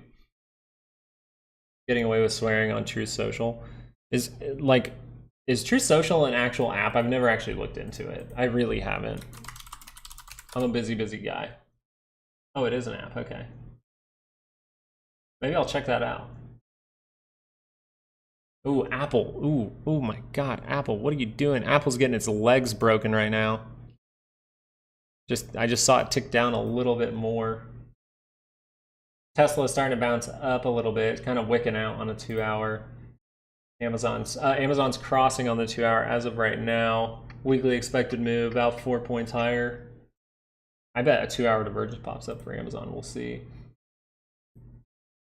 Jeez, AMD is heading towards that. AMD is officially heading towards that weekly expected move. It really is with this breakout. So from this area, we'd start to be like, okay, now we know the direction. It was a risky trade at first. Now we know the direction. If this can pop up, pop back down, and then see some kind of rebuild, that would be solid, right? We see this turn down, turn back up. That would be better in my opinion. But sheesh, what happened to Apple? What'd you do, Apple? Apple, what did you do? It drops back after earnings. Why there's good news? It told you an hour ago. It said there's good news for Apple. Yo, you look at like this type of stuff. It's like, yeah, there's good news for Apple. Apple goes down. An hour ago. How it's accelerating? It's just bullish thing after bullish thing in the news for Apple. It goes down. It just nothing makes sense anymore, man. Oh my goodness. This is where I'd expect Amazon to like maybe go sideways for a moment. I'm gonna chug some coffee probably. 30-minute crossed up for Meta. No good divergence. Meta, this is already beat down. I wonder if that 2-hour curls back up for next week. We'll see. Microsoft, ooh, 2-hour pullback looks likely now. Google, wonky stuff on Google. Netflix not confirming the pullback just yet.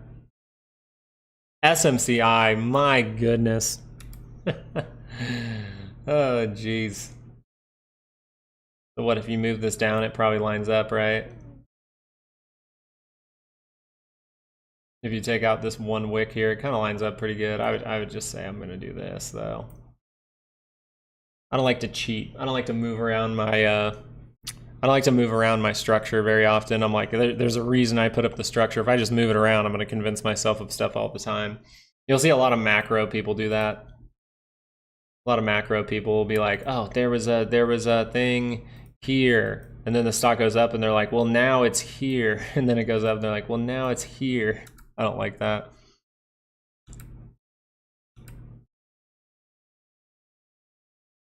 Gold. Ooh, gold. No one talking about gold right now? You're going to talk about an investment. Well, on the daily scale, you're seeing gold start to see it rocket up. Okay, but is it good on the monthly? That's the question here. Maybe not. Daily would say, hey, there's an opportunity on the daily crossing up above all the moving averages. If that crosses up, hey, it's a good sign.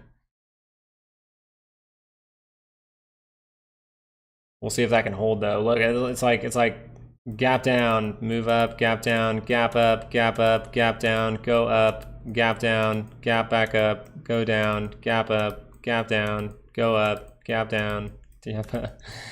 Jesus, that is just crazy. AMC now not even up. Yet my option position is still up. Interesting. Interesting. And it's not even... That's not even that far out of the money. That's not even a YOLO play.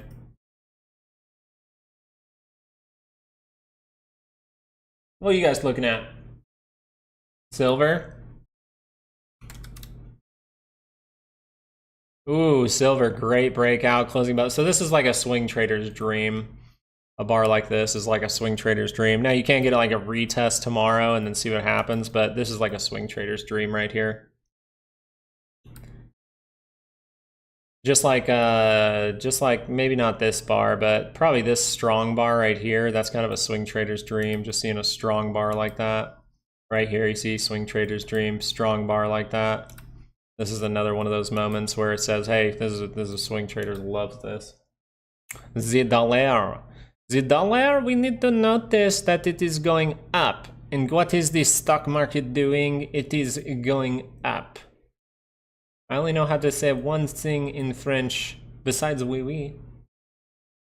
And that would be my Haitian soccer teammates told me, sus ma pit. Sus ma pit. Probably shouldn't say that actually. That's a very bad thing to say. 210 the next support for Apple. Yeah, 210 could be an area I would say, but I think that would be like actually let me really think about that before. 210 210.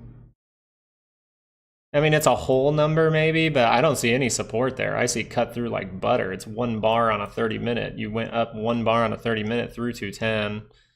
I would say 206. This little bundle in here.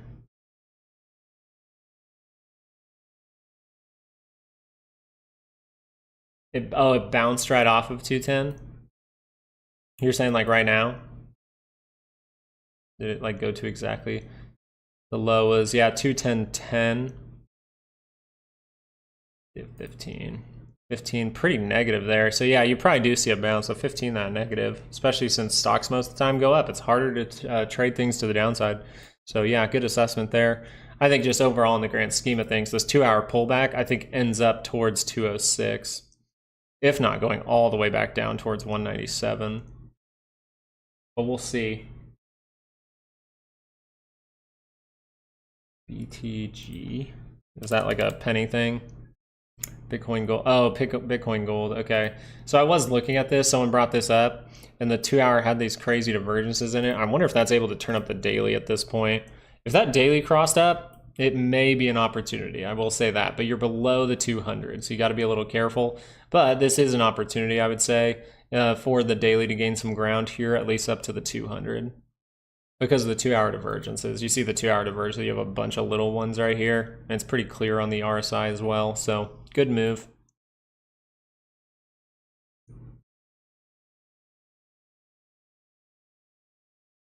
Can someone share why AMD up? I mean, I can see if there's any kind of news for AMD.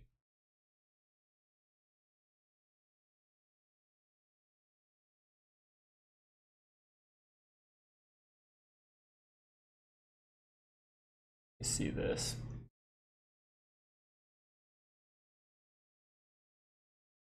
Well, I know AMD went down because of the data leak. They got like hacked or something. Ooh, okay, so they might be going up because TSM. Did TSM go up? Okay, so TSM, they were saying AMD supplier, Taiwan Semiconductor Manufacturing Company, is considering a new method of advanced chip packaging. So they're considering a new method. So stock go up because we consider something. Yeah, good stuff. Nothing proven in that, but okay. The goal is to address the AI frenzy for computing power, posing another positive update for companies like AMD. That's most likely what you're seeing. But TSM, does that look like a good area? I wouldn't say so, but that's probably why you're seeing it.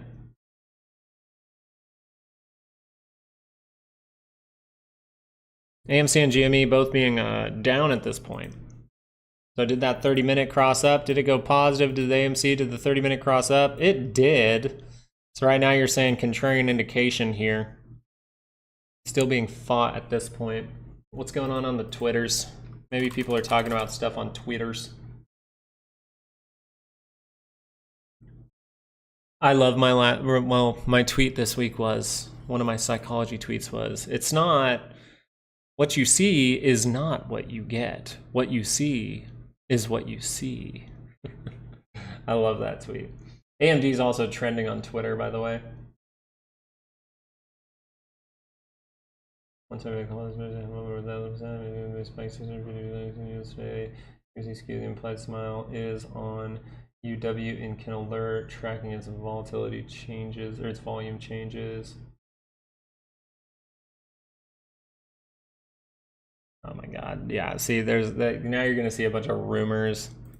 Like, what is it? This guy's like rumoring that that GME is going to buy Chewy with $3 billion or something, and all I'm seeing is a 30-minute trying to curl down right now. Like people like rumors, right? Rumors. Well, Chewy, you have a 2-hour divergence. No offense, Chewy. You have a 2-hour divergence here. Hey, it's profitable a couple times. Hey, that's good. Good earnings. Good earnings. Bad earnings, but pretty solid.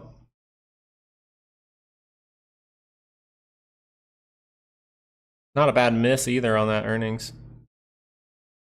Yeah, I see 2-hour divergence, so I want to look at the daily scale here. Yeah, I'd say it's Chewy's probably going to pull back to the 200 eventually.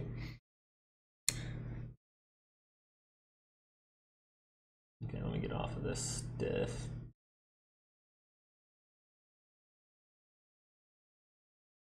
$112K open interest at the 125 call strike for GME. Damn. Look at Max Payne. Sorry, I'm not reading chat for a second. I'm going to look at Max Payne for a sec. If it will load. Oh, my AMC option is now back to breaking even.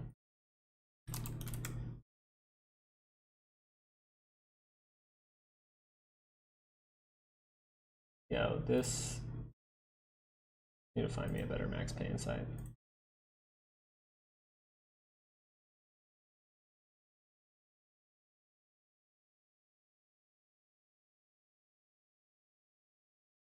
Okay, what are you guys looking at?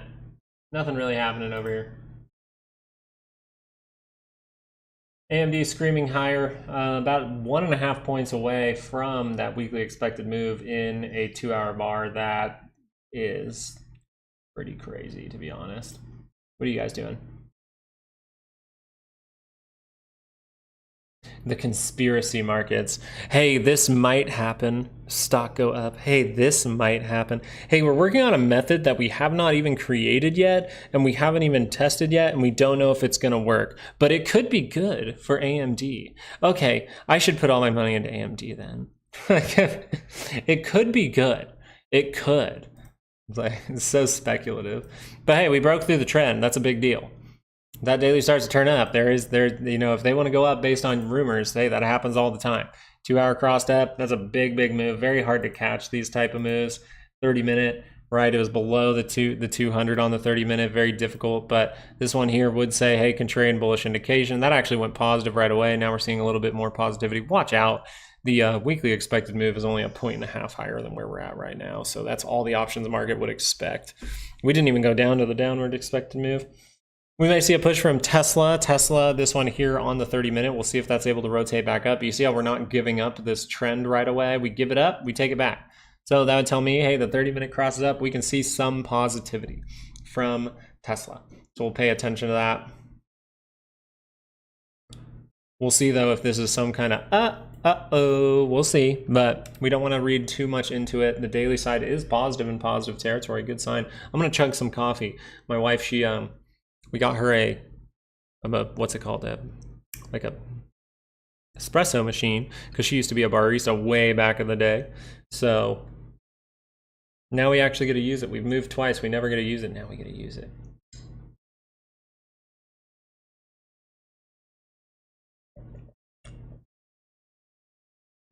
Seriously? Seriously, NVIDIA? Seriously? I'm just going to wait patiently for this 30-minute to curl over and then apply my second position. And the great part is this big move makes it so cheap. It evens out my position very well. I'm being a ballsy guy trying to short this one. But I know that my max is 3 small positions. I'm not going to... Pretty much 3 small positions is the same size as like 1.5 real positions, so... Sorry, my ear was itching. Amazon and Microsoft are setting up to hit all-time high next week. Yeah, very possible. While Apple retreats. Yeah, you're going to just see like inflows and exflows. Inflows and outflows. I don't know what an exflow is. What are you looking at, Diana? Yeah, Tesla, we got to see a little bit more upside. Interesting from XLU, it looked like it was going to see some kind of big move. See the 2-hour curled up, and then we see the 30-minute just giving it away. Very interesting there. I'm interested to see what TLT does the rest of the day, because I don't know if this is the right move. This is technically, you would just say moving sideways in a range. We'll see if this breaks down or breaks up, but this right here, TLT, there might be a flight to safety soon. Yeah, Tesla on the 30-minute. If that thing can curl up, I'm pretty convinced. Maybe even the 15-minute, if that's buy positive territory. Hey, yeah, we can see an upward move. And then I'd pay attention to my weekly expected move for Tesla on that one. Because you don't have much upside left, like for the week. Now you're coming into the end of the week. So at the end of the week, if you start to move out of those expected moves, it makes sense. It wants to maybe close outside of them. You don't have a lot of time. So Tesla could be seeing another run up. We'll see. We'll see. Like I said, that one I am not going anywhere near Tesla, by the way. I'm never going to trade this right now, because like, look at that thing. They're just rigging it every moment they can. Now they go, oh yeah, it's going to go down. No, now it's going to go away. Oh, now it's going to go back down to the low. No, it's not. It's going to go up to the high. It's going to be, no, it's not. Okay. So it's just like, these look like a lot of traps going on. Apple, let's see if it's holding up at your 210 level. I'm still thinking 206. You can see there's at least a little bundle of liquidity here for a bounce. So what I would like to see from Apple would be something like, oh.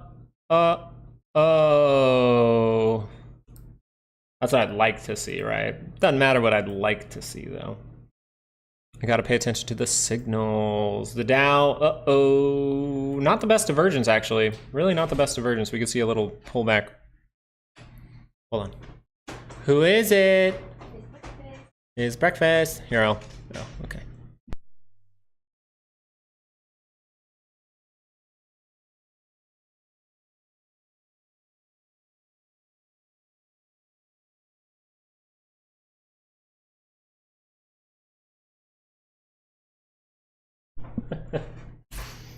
Ari tried avocados this morning. Our baby tried avocado this morning. So we got avocado toast with some eggs and some bacon. That looks good. Dang it, I just put in a dippy. Wish my headphones worked. I want to jam out with my bass. Ooh, now we're seeing some wonkiness. That's why I hate the 15-minute, man. It's so wonky. Even 30 minutes these days have been kind of wonky.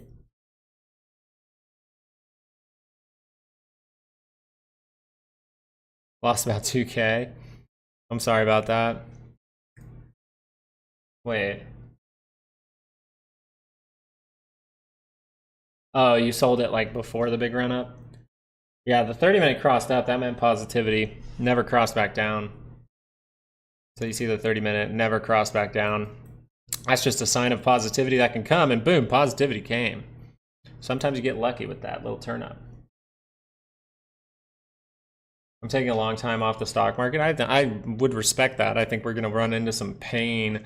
And there's an investor that I was watching. He's like a guy that's made like $2 billion off trading in real estate.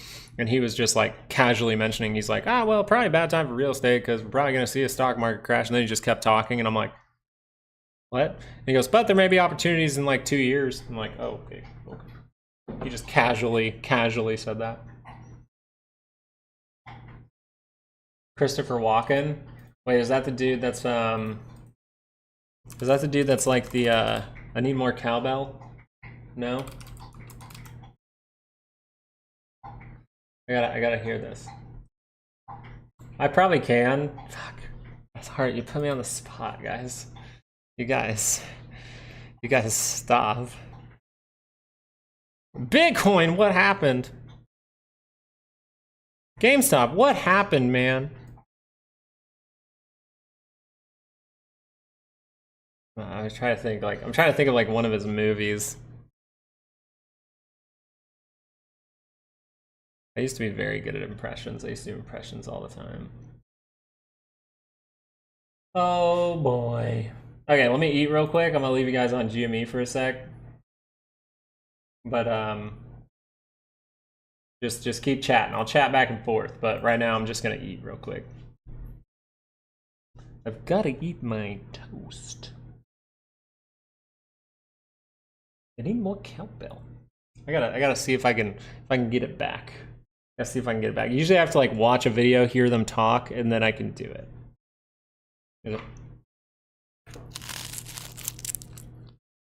There you go. There you go, Marina. All right, if anyone sees something crazy, holler it out. MLGO still pushing? I'm good.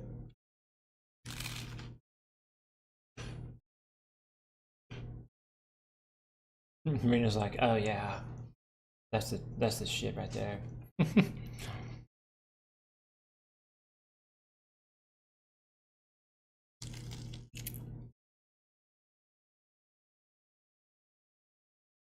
I really want to ask her, like, did you just give me the avocado that she splashed all around her plate?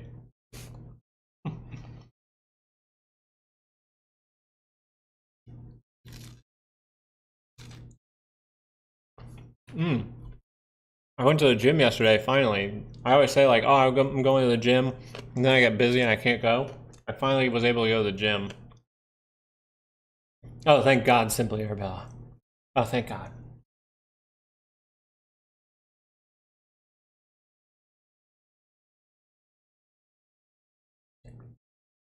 I'm like, I can taste Ari's dirty mouth fingers in my avocado toast.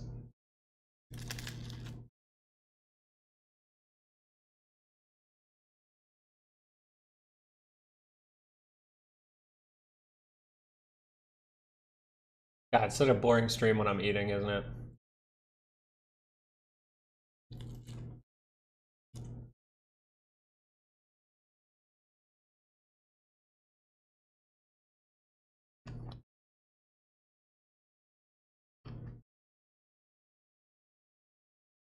Ticker 6315. What ticker? A ticker that is all numbers?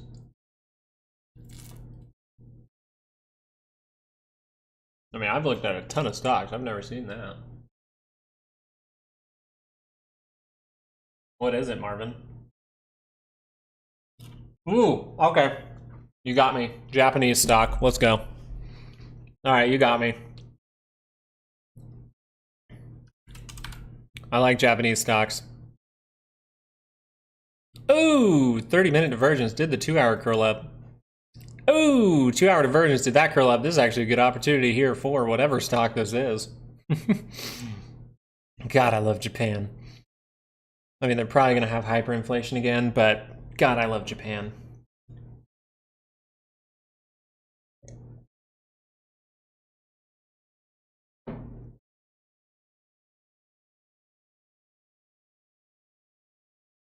I'd be careful going into tomorrow. You have some little things going on, Robert. But hey, yeah, I hear you. So you just don't want whatever I say for the upside. You do not want that to happen. I like this look though. 2-hour divergence. I can roll up daily scales. What's the daily scale look like? Ooh, good pullback. So this is a sign that this is going to double bottom and see that daily go up. You just want to manage that risk, but you do have the 2-hour divergence. You have a 30-minute divergence as well. Very cool.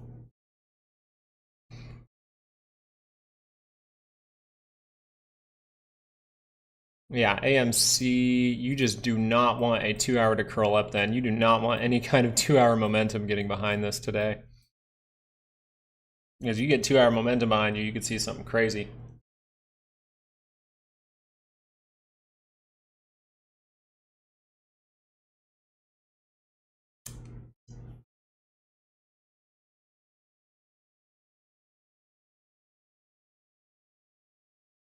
Why did that move from Palantir even happen? Does anyone know? Can someone tell me?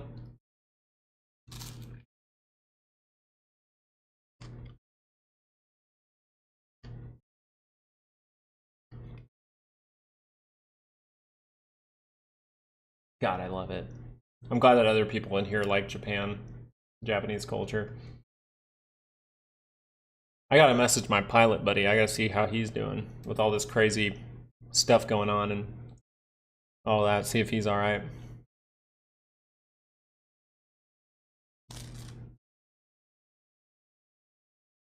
Okay.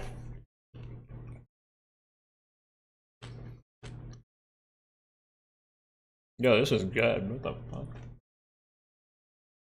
I haven't had avocado toast in a while. I'll look at MLGO real quick. What am I eating? Like avocado toast with bacon and egg? Yeah.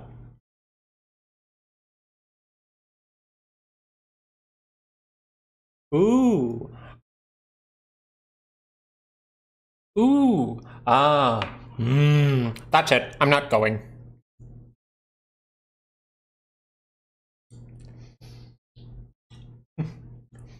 Trading be like, this is yours, now it's his, now it's his, now it's hers. Loathe entirely.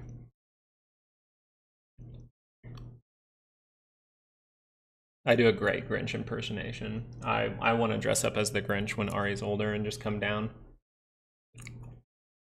It's a kilt, sicko. Deal with Pfizer? Oh, fuck that. Even though Pfizer probably looks like a decent thing. Like, honestly. But I hate Pfizer. The Pfizer person who invented your vaccines did not take the vaccine, apparently.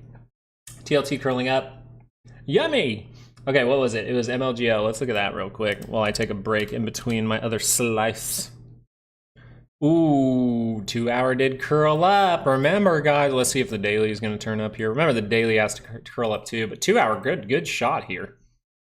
That is a sign of positivity. Curling up above the 200, above the 9, getting above the 20, just got the 50 left. I mean, swing trader on a 2 hour would like this. What's the 4 hour look like? Ooh, 4 hour, oof. If I can get back above the 200, a swing trader would like this. Cool.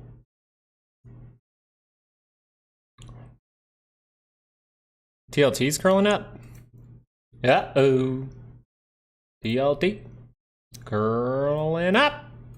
We'll see what happens with that one. Reconnect with the hairs.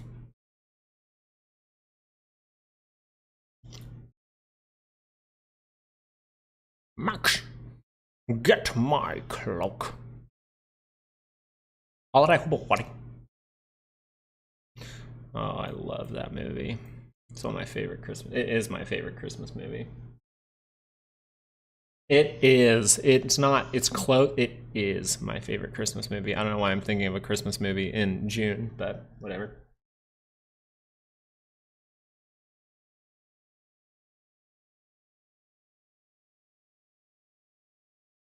And like 200 with 150K in real cash. That's a lot of downside to day trading. Is compound going to last off or what? And someone was asking about, by the way, I don't know why that popped in my head, this guy, but someone was asking for, wait, no, it's crowd strike, CDW, it's crowd strike, CRWD, that one's it. That thing. All right, 2 hour curling down, little pullback. Ooh, momentum indicator pointing down while this is going up. That's a sign of a squeeze. Short squeeze. All right, let me finish this other piece and then we'll get back into this full blast, all right? Just call it out if something crazy is happening. Okay, we're fine. Okay, we're fine. Okay, we're fine. Google, okay, we're fine. Go to the SPY for a little bit. I'm just gonna leave it here while I finish up this food real quick.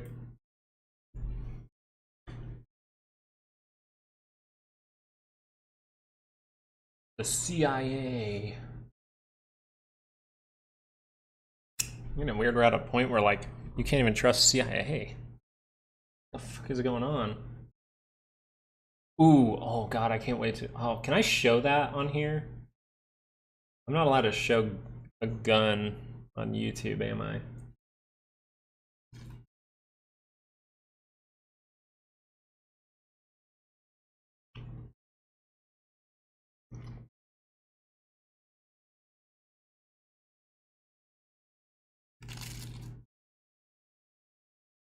Yeah, didn't think so. Damn.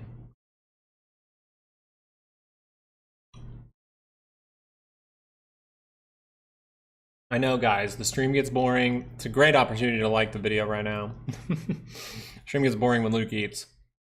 I can't do everything at once. And your boy's gotta gain weight back.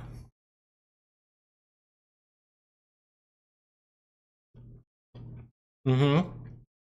Yeah, thank you, Gordon. That's actually a good little insight. And actually, all of trading is kind of that. Make your losses small, make your wins big. And if you pay attention to the signals, right, then you'll be a part of the bigger move. That's just managing risk. Like 101 is making your losses smaller so that you never lose too much capital. And And realizing when you're in a short squeeze, when you're in a bubble, you have to be able to realize all those things. Because if you're in a short squeeze, you're going to get eaten up if you keep trying to short things. But then you can maybe say, oh, this wasn't the moment, it's going to swing back up type deal.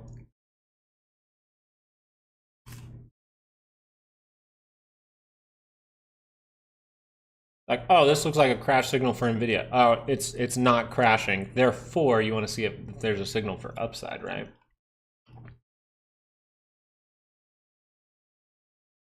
What's NVIDIA doing? Went right up to that weekly expected move. Couldn't close above it. Oh, it tried to for a second there. This one here gave it up right away.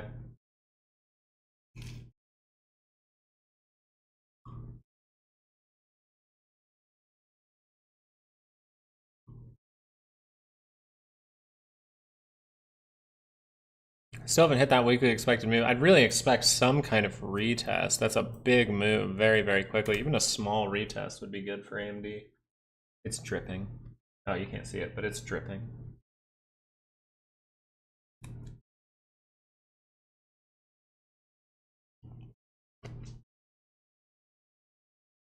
Ooh, Tesla not confirming the upside yet.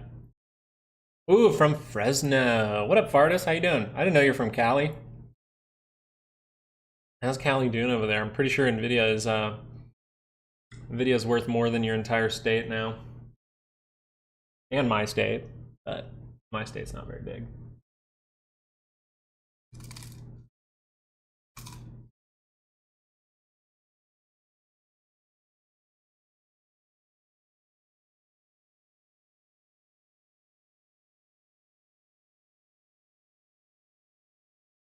How you doing though, Fardus?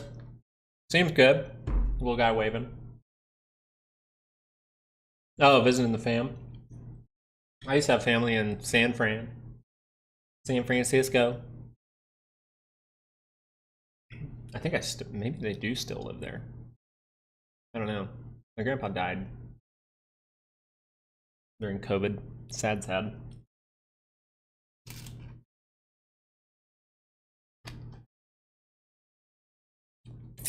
We used to go visit my grandpa. He had one of those mini yachts. Was it Sammy Hagar? Is that the musician? Sammy Hagar's like mini yacht was right next to my grandpa's. It was awesome. Or not mini yacht, it's more like a houseboat. Damn, it's expensive to keep stuff there though. I was surprised he was able to do that. That's expensive.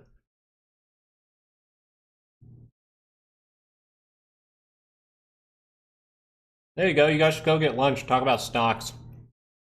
Did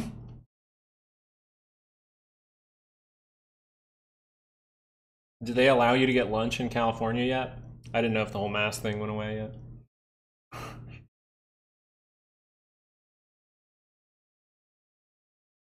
Scott says good morning.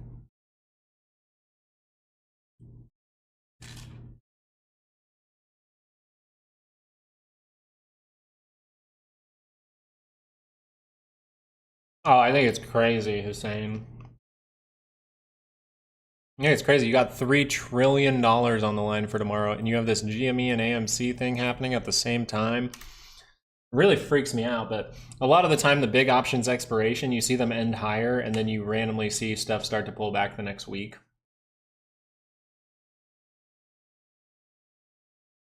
I tried one of those future trading funded accounts. Yeah, I've never done one of those.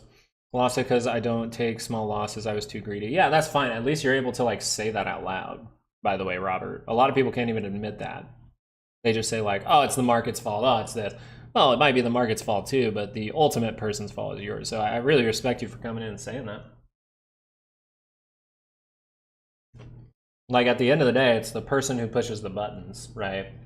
You're making a decision based on whatever analysis of yourself.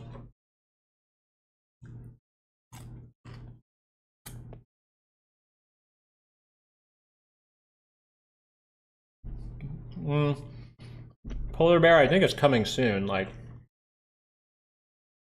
now we have bird flu and all this other stuff. My other hat. I like this hat. You stay there. All right, we're back.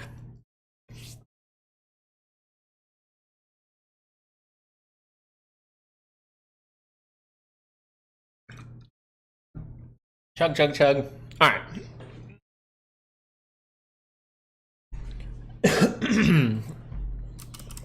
Triple M, money making market, great buy, right? Because that's my channel. No, I'm just kidding. As far as this one goes, well, if you want to look at, is it a good area to say like invest or something like that? If that's overall what you're saying, well, according to this, yes, it was like a contrarian indication right here. You would say now I'm getting above the moving averages. How does this stock move around? Does it move pretty good? Well, let's see. There's usually not a lot of wonkiness in it. So usually these are big moves. You'd have to see with that 200 on the monthly scale. But you'd also say that's a pretty good move up. So let's see the weekly. See how the weekly is kind of overbought here. So yes, the weekly can continue to go up. That monthly momentum can kick in. But is this just going to trail down and then trail back up? That would be more of the opportunity. I'd be patient, right? Maybe look at something else. The daily scale, maybe this is your hint of positivity. If this curls up, positive territory, hey, test the high, go make a new one. Okay. Looks pretty good there from the daily scale. It's still in positive territory. That's why I'm saying it looks pretty good, right? I'm just talking for the MACD here. If this can show a green bar, a solid green bar at any time, you'd say, hey, an upward move can come. You don't know how high that could be, so you just want to manage the trade looking at a 2 hour. Look at the 2 hour. Maybe the 2 hour is an early hint of some positivity to come as it is in positive territory. Okay, so 2 hour curls up. What does that mean? Hey, test the high, go make a new one, see if we can hold up above this one. Maybe around that area we see some kind of pullback and then it keeps going. So it doesn't look like the worst thing in the world. It really doesn't. And you just curled up on the monthly a couple months ago, or a few months ago.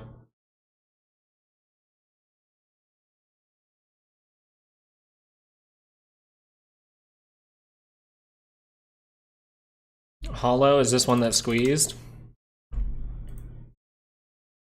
Ooh, yeah, you can't tell from the shorter time frames. Yeah, you can't tell from even the daily time frame. The weekly, you kind of have this divergence, which you could look into, but every single thing you're asking to, like, is it gonna squeeze? I have no idea. And no one has any idea if even AMC and GME are gonna squeeze. They really don't have any idea. The only way that they would have that idea is if people start to cover, right? Someone just yelled something. If short sellers start to cover, that would be where you see like a big short squeeze. Gamma squeeze would be if you see rapid upward price movement, something that's different than what we've seen before. But to just say, do you think this is going to again? Nobody has any idea. Nobody has any clue. It's just the people who catch it, maybe people who know more about this stock individually about the problem would know more. I myself wouldn't know more, and the technicals are just showing me, hey, weekly divergence. Okay, you technically had a weekly divergence during this pop that confirmed right here. So now you're seeing that confirm again. So is there potential according to the MACD indicators? Yeah, there's a little bit of potential according to the MACD indicators, but I would highly encourage you to do more research, do your own research and make a decision yourself, because this is very speculative, just like AMC is very speculative, just like GME is very speculative, but this had a divergence here on the weekly as well. It had triple divergence down here, so this trade makes sense. This one, you know, you already had that divergence play out, so now you have to see if there's another push higher. What would another push higher look like? Well, the daily has to keep curling up. You got to see another pop with the daily curling up. So that's why that other one, hollow, looks a little bit tougher. You just have a weekly divergence that looks it does look forced down to me.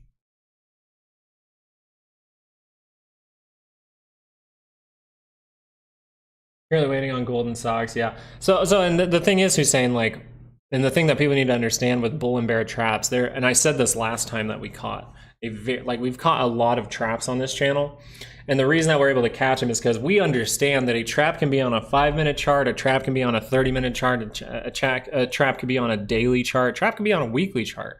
Right now, if you wanted to really think about it, what is the SPY a trap of right now? Well, you might say, oh, it's a 30-minute trap, it's this. I would actually say that I think we're in an overall grand scheme of things trap. I think we're in a trap on the monthly scale. Isn't that crazy to think about? I think we are in a trap on the monthly scale. Now, why would I say that? Well, because if I notice that this has been going up, so this was what? This was September, and this has been going up.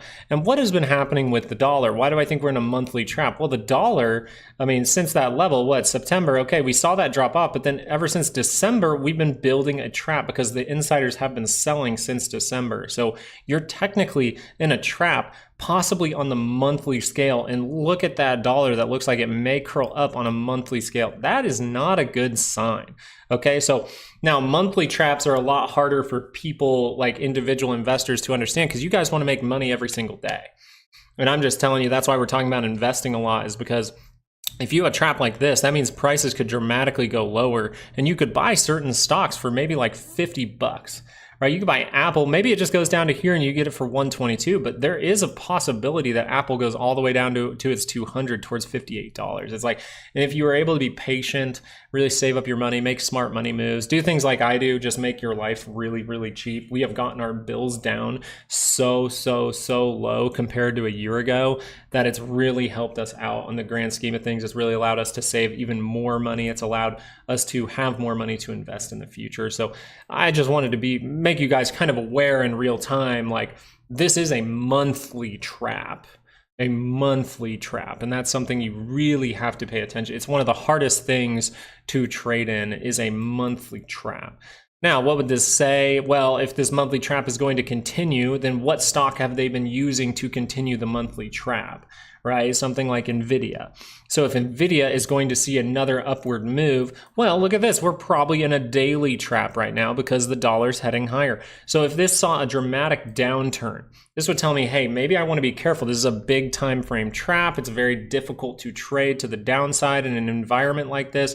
But what if I just was patient, and any time that this actually did curl down and curl back up, I know that the trap is continuing. The monthly wasn't able to cross over. The trap is continuing, and I can say, ooh, that's an opportunity, because they want this stock to go up, right? So if this goes like this and curls right back up, boom, then NVIDIA most likely goes higher.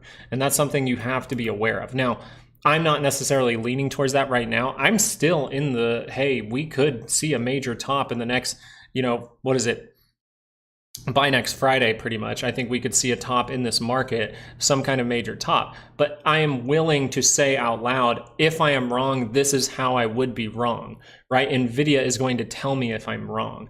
NVIDIA is going to tell me by curling down, maybe getting some kind of pullout. Maybe it's just a small one like this and it just curls right back up. Then I would know, hey, this most likely isn't it. Maybe over here with some kind of little divergences, or maybe they just let the craziness continue for a while. So I am still in my assessment of finding a major top in June here. I said in 30 days, right? From like the 25th. So we'll just say by next week, right? So at this point, I would just say I need to be open to being wrong, because if I'm not open to being wrong, then I can maybe lose money, right? I can maybe lose money. I can be like too greedy. Someone mentioned, hey, Robert, I think you mentioned, I tried to do one of the funded accounts and I got too greedy on one.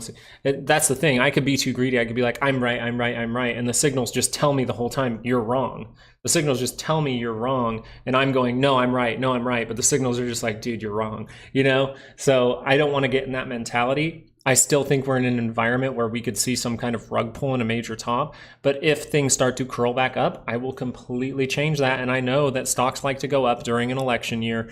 But I'm just telling you right now, this election year might be different. We have potential for World War III. We have the potential for Russia and North Korea teaming up together. We have the potential for our government putting us into more and more debt and getting more illegal immigrants in here that causes even more inflation, gets jobs away from Americans. It's just, there's a lot of things that are happening. And then at the same time, we have the AI bubble that has scaled up way too quickly. So we have a lot of things. We have fake revenues going on in NVIDIA right now. Their revenue is not even real. So a lot of this is very, very sketchy behavior. So I think we have potential for this to be a different kind of year. And that's why I'm still going to hold true to, I think we find some kind of major top by pretty much the 25th of this month. So I got 5 days left to be right.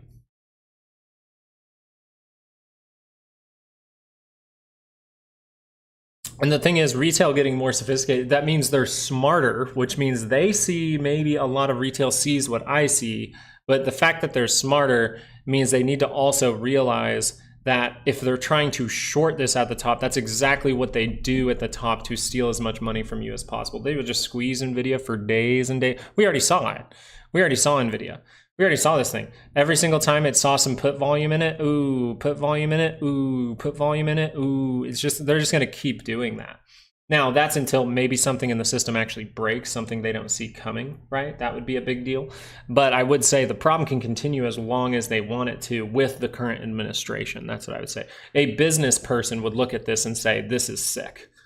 Our business, he would say, our business is sick. Our stock market is sick. This is not healthy. This is leading up to a depression, is what a business person would say. And that's why I think I don't like necessarily politicians in general, because business people are smarter than politicians. Politicians more make a decision and then they don't think of the ramifications. They don't think of the consequences. They just go, we need to do this now because it looks good and it gets me votes. They don't think of what comes down the line. Look how much we've pushed the debt ever in the last, 40 years. We've pushed the debt higher and higher and higher, and look what's happening. It's just not good.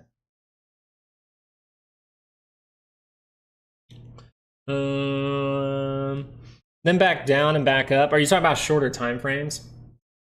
Not in the Discord, it's on Patreon, but in Patreon, it's very specific. I don't give all of my plays, okay? I don't give all of my plays in Patreon just because I have been doing my strategies. I have been doing this for a pretty long time.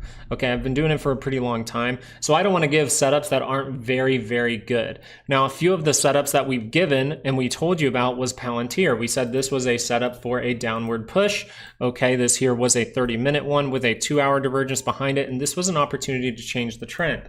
So this is something that we posted to Patreon right here. This was the confirmation. Boom, it went down a total of 4.69%. And then when this started to turn up, 4.69% with my option strategy will make you over 100%, by the way. That will make you over 100% on that option. So what did we tell you here? Well, on Patreon, I again posted, hey, watch out. This is a management of risk opportunity here because we could see an upward move. Pay attention if that crosses back over. It never crossed back over. So this is where managing the risk is very important. And I posted that to Patreon as well, just because I was like, I had a weird feeling about Palantir, and I know that overall people are pretty bullish on it. So I go, oh, this curled up. This is where you need to be careful. Okay, now we're careful and we're glad we were. So that was a good setup. One of the setups we gave was IWM. I think Apple was one of the most recent ones that we talked about in the video. So Apple, we actually gave this trade setup. We said this is pretty much a double top. Boom, you got confirmation of the top right here. And look at that, we've moved down ever since. So I can't tell you exactly what to do, but I can tell you what I'm looking at and I think is highly probable when it comes to learning about how things reverse around. So on Patreon, I'm not going to give every setup that I do. Do I think people should be shorting NVIDIA right now? No, but I am going to at these levels. That doesn't mean you should, right? It means I have a lot of skill doing this stuff.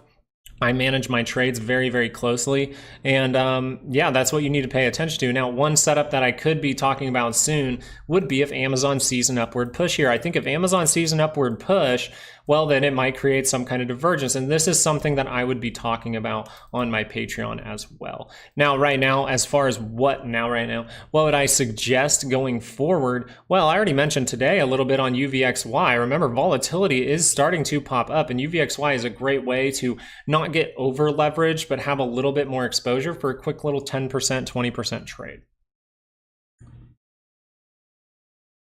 What do you think happened to stocks if Trump wins? I actually think if Trump wins, so here's the thing. If Trump is being a smart businessman, he understands the market is sick and he will not continue the problem. He will not continue the problem. And I think that's a big deal. I think that's a very big deal to stop allowing these companies to go so much into debt. Like, let's just look at this from like a Netflix perspective. Netflix, okay, Netflix debt, what is it? Okay, so what is Netflix? Netflix, as far as December 2023, had $14.5 billion of debt. Okay, so that's a lot of freaking debt. We allow too many companies to go into way too much debt without producing any kind of really good numbers. Netflix hasn't been really like profitable. So like Netflix itself, has that been profitable? Well, they're raising prices all the time. They're trying to change the structure of their business. So let's see. $5 billion of quarters revenues and $5.2 billion profit per share. We're comfortably above consensus analyst estimate. See, the thing is with this is, I know that when I look into the data, I know that a lot of these streaming platforms are losing money because they're producing their own movies. They're having to pay to have certain movies on their platform. They're having to raise prices every single month, and their consumers are actually leaving the business. So you would say if Netflix was really, really positive, then why are they switching to brick and mortar? Why are they kind of changing their setup? So you really want to see if these places are profitable. And if they're so profitable, that said $5 billion profit in one quarter, then why do they have so much debt? They're growing too much, and we encourage them to stay in more debt, and I don't like that. I think that you really need to pay attention to what Trump will do for the individual person, you as an American. And right now he may get rid of income taxes and actually charge tariffs and bring businesses back to our country. That is a very, very good thing, just so you know. Delete the word Trump for it and just look at what that is. If you're like against Trump in any way, just against his personality, whatever. Delete the word Trump for it and just say, hey, more jobs in the US, less income tax, more tariffs overseas for us distributing products. That is a very, very good thing. Or more tariffs for importing products, however you want to look at it. But those are all very, very good things that will fight stuff. I think if he is going to actually help out the market, he may even switch us to a Bitcoin system. I'm not even kidding. That would be interesting. I highly doubt he does that, but it would be interesting because the dollar is very, very sick. The dollar is very sick right now, and other countries don't even want our dollars. You see them just taking it with a shovel and throwing it into their neighbor's yard right now. Going to the store, amazing as always. Hey, thank you, Scott. Have a good time at the store. Yeah, and that's the thing. So it's pretty much like this too, by the way. So what I'm talking about is if Trump actually did take the manipulation out of the market, your setups would be even easier. You wouldn't see another rigged move higher because of a market maker. And that's the thing too. It's like Wall Street is very, very sick, and we need a new system because your market makers and your market maker algorithm that's setting these prices. Well, this would just mean if I see a healthy market, this right here would be weakness and momentum, and we'd actually see a proper drop in order for that to see if the buyers are at those lower levels to build it back up. You would see less moves like this over time. This momentum dying out would be an easier play, and then you would have to see if that curls back up, and that would be a much easier management of risk, kind of like Palantir. Like, I think Palantir is a healthy one. I actually think this is a healthier move. Now, you could say this one's getting a little overzealous. That's what I would say about this move, but the way that it has been moving on the 30-minute chart is actually pretty healthy, right? We see a big move up. That's fine. A big move is great. Now we see that taper off. We see another move up. Do you see how that pullback leads to a good crossing down here? That means buyers have stepped in. Now we see the weakness in momentum. We see that dip down again. We see that curl up one more time. And now it goes to the upside. Now it might be getting overzealous. So at this point, this is how stock should be moving. This is more fluent. And this is more how stock should be moving. You shouldn't be going up, little drop, spike down, spike back up. Like that just should not be happening across the board all the time. The dollar mainly is sick because people are getting rid of the dollar. Okay, so like let me see this.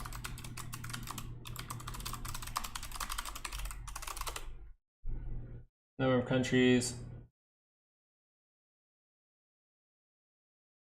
Okay, so here's why the dollar is sick, and this is a straight fundamental thing, but you need to pay attention to it. One, the dollar is sick because it takes more of your dollar to buy products. That is one signal of the dollar being sick. Now, the other signal is the amount of debt that we're in the whole country. So if our leaders of our country are treating the dollar like just random dirt that they throw out on everything, right? They say we can produce it anytime we want. That does not mean strength in a currency.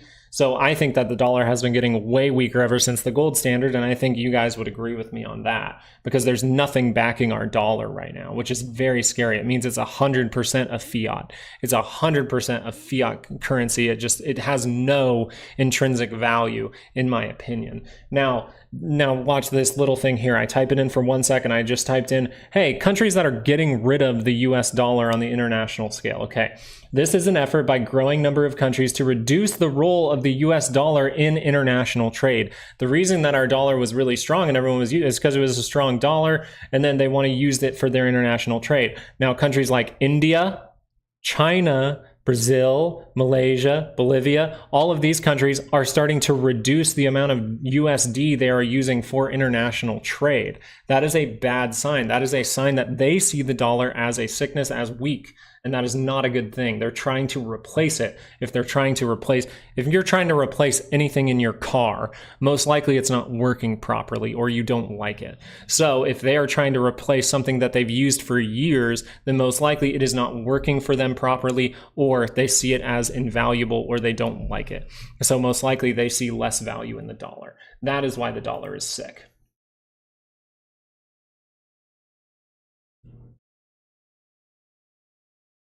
Yeah, so weirdly enough, people talk crap about Bitcoin and things like that, but technically, if people see value in Bitcoin, it's the same exact thing as our dollar right now. It's still backed maybe by, say, blockchain technology. So the safety in blockchain technology, the ability to go back and have some privacy in blockchain technology could be a thing. But also, if they regulate it, then they would be able to maybe blockchain go all the way back to your transactions, which is a little scary if the overall, like, say, the what's it called, the big banks or like federal banks or world banks are able to see that type of info. That's why a centralized digital currency might not be the best, because the whole point of Bitcoin is to have some point of discrepancy, some point of privacy. Mara's looking good. Let's go look at it. But yeah, that's overall what you need to think about. And I know it's a lot of fundamentals there, but the dollar just screaming higher actually means like less value in the dollar, weirdly enough. So we'll see, but people running to cash will put more value into it. So we'll see what happens with that. That is a good sign for deflation, actually. But when you really look into it, it's like, is our dollar strong? Well, right now we have $1 trillion interest payment alone on the debt for our country, and we use the dollar, and they're just going to print more money and devalue the dollar even more, and less countries will want to use it, in my opinion. It's not necessarily like something that is 100% my forte, but I would say if the dollar, if we're just devaluing the dollar every time, you're going to see assets keep bubbling up. And that's the danger if we don't see some kind of crash like right now, is you're just going to see the dollar go nuts. You're going to see the dollar become so invaluable that all these assets go to the sky. It's called hyperinflation, and we're going to end up something like maybe Japan or something like that, right? Japan or the yen, where you pay, or rupee, where you pay like 1 million rupees to pay for something very, very small.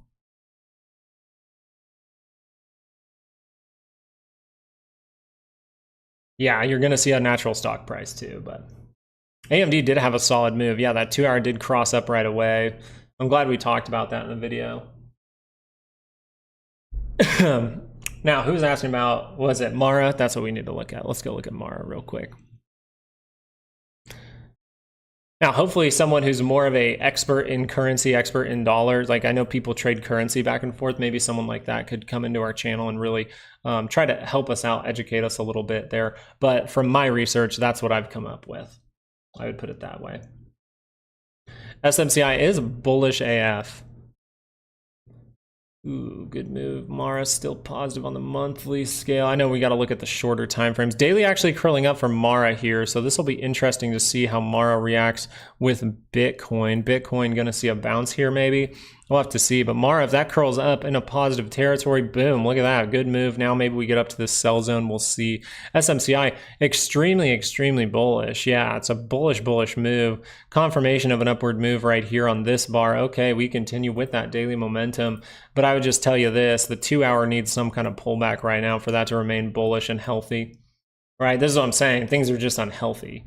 Like, you can't look at this and be like, oh, what a healthy move for the 2 hour to just like, maybe this pullback here. This pullback here made it a little healthier, and then we just go up, and then you start to see the wonkiness happen. We barely get a pullback, we just keep going. It's not the prettiest look for a stock. Like gold, you can't even tell me that gold looks healthy. Look at all these gaps. It has no idea where it wants to go.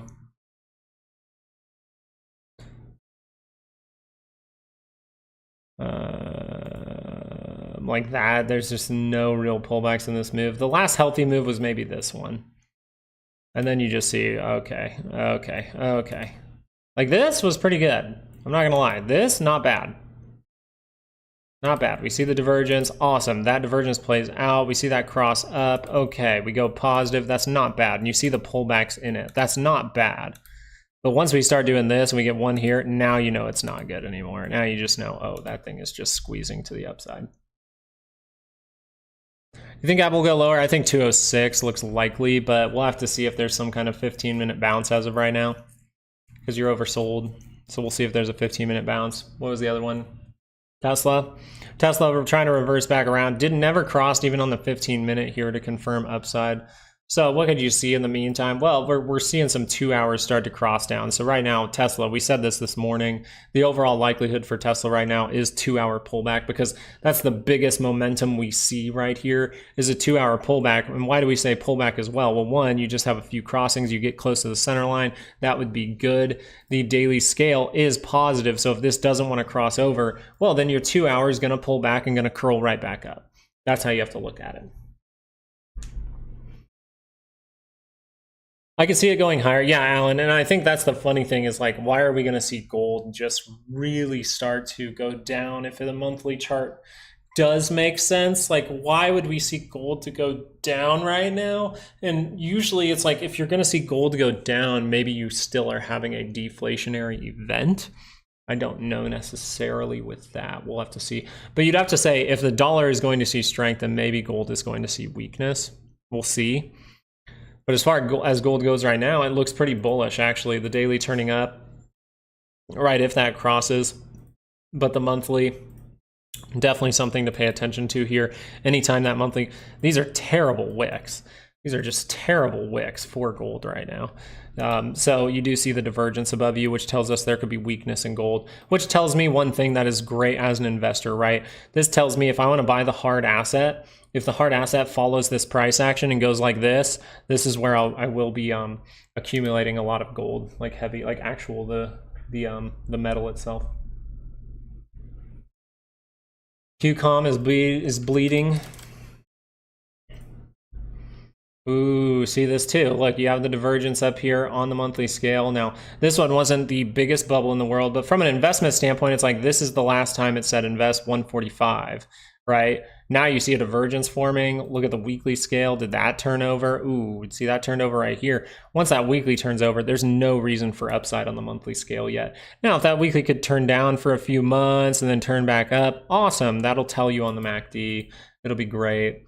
But for now, you're just seeing some very bubbly behavior in this move according to the weekly scale.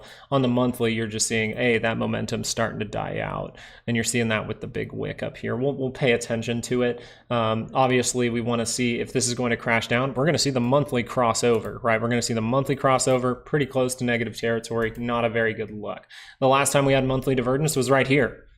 Look at that. You have monthly divergence right there. Look, it's flat across, you have downward on the RSI, so you knew a downward move was coming. Let's look at that pullback there from the top. Okay, we have a pullback of about 48%. And then we curl back up, guess what? Another big move. So this is how you do it on the monthly scale.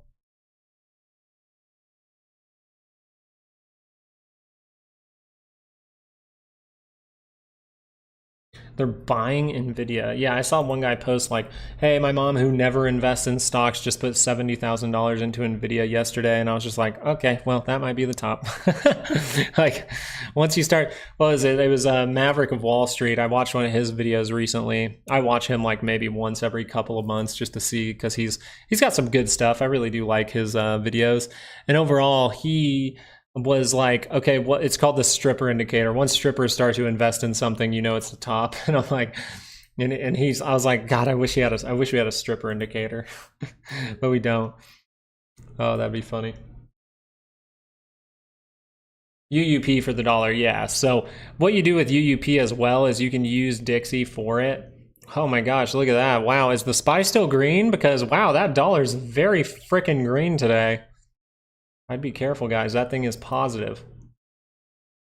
Ooh, weekly rejection. Uh-oh. Uh-oh. UUP.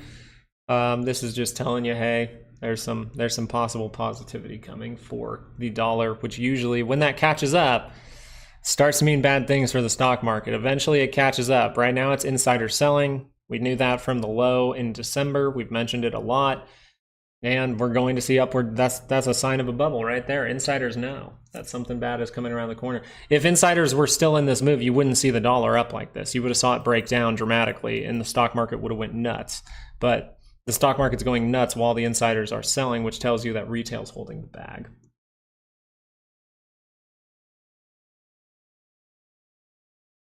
Scott, I thought you were going to the store. No, I'm just kidding.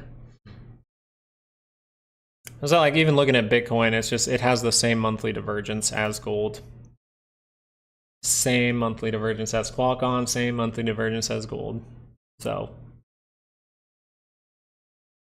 yeah, so usually a strong dollar means weak gold. So when people fly into cash, they're holding cash, they're not holding gold anymore. So if a lot of people fly to cash, that would tell you they really like cash, they don't like gold, right? So if people are really flying to gold, then you most likely see the dollar come down. So if you just look at gold, you see there's a monthly divergence for some weakness and momentum to the upside. That means it has potential to turn down. Well, what is the dollar telling you? Well, Dixie's telling you, hey, I have potential to turn up in positive territory. See how it's the opposite signal? MLGO is still going. Oh, dang it. You got the weekly divergence there, man, but Ari's up there talking. He's up there talking. All right, guys, I'm going to try to go for another like 20 minutes or so, and then I got to hop off. But 20 minutes or so, if we start to see something crazy, I might go live again later today. But for now, I'm going to do a YouTube video every night. So I will have a YouTube video for you guys tonight. The bottom price for Apple, I would say somewhere around 206. 206 looks like what the options market pretty much has priced in is about 206. And if you look on the 30-minute at 206, what do you have there? Well, you have this little bundle that begins, so 206 looks likely. Now we're seeing that bounce, so you're always going to see bounces in the market, right? Most of the time stocks go up. That's the debt system, man. We allow them to rig the market. They're in total control of this, so if there's just too many puts at this level, well, you're going to see a bounce. And then if people start to get bullish there, well, then you're probably going to see it ripped away. You're welcome, Hussein. I hope that was like... I hope that was educational, and like I said, if someone is more of an expert when it comes to currency, gold, or anything like that, I am open to always learning. I am someone who knows I don't know everything. I'm not ever going to be right about everything. I just do my own research and I formulate that, and I think that has served me much better than like watching CNBC. Is MLGO really? Let's look at it on a shorter time frame.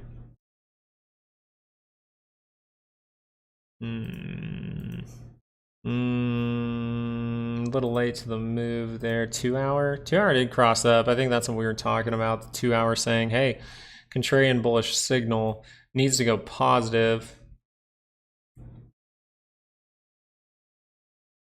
It's great if you're making a higher low, by the way. With all this, it's great you're making a higher low.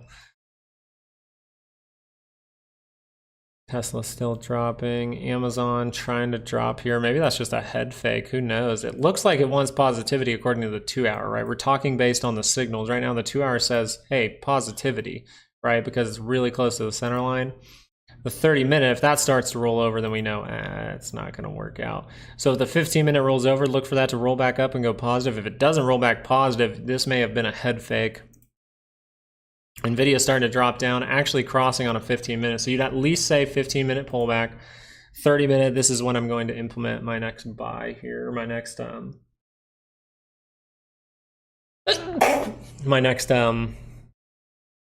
short position.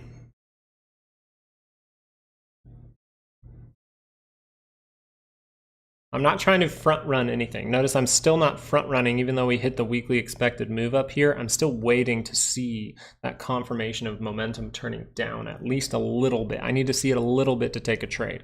Because all that could happen here is, look how high up the MACD is. We could just do this and this and this and keep doing that, right? That's what we've done for a long time. Look at this. We dipped down once, and look, we've been positive ever since. We dipped down once. That's why I said this move is like the last healthy move. Now it's just up, up, and up. So right here was the last area to really say like, oh yeah, there's no downside, there's only upside, and that's it. Ever since then, it's been positive. Apple's starting to get a bounce. Meta, ooh, you gonna give up the gain there, Meta? What you doing, brother?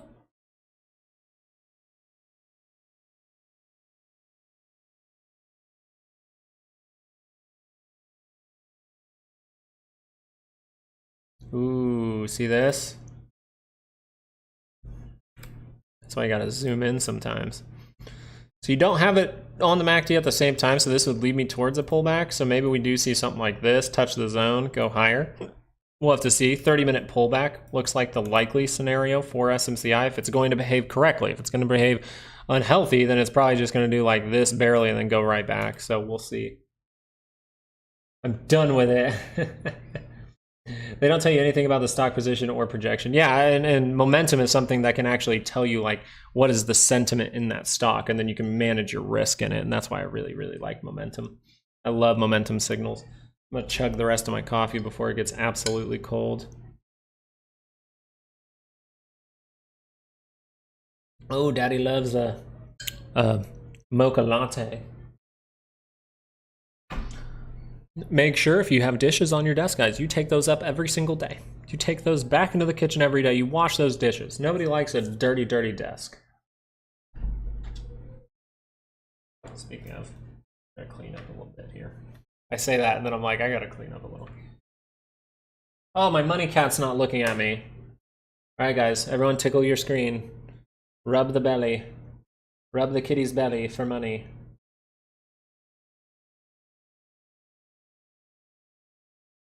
Ah, dang it, I messed up the camera.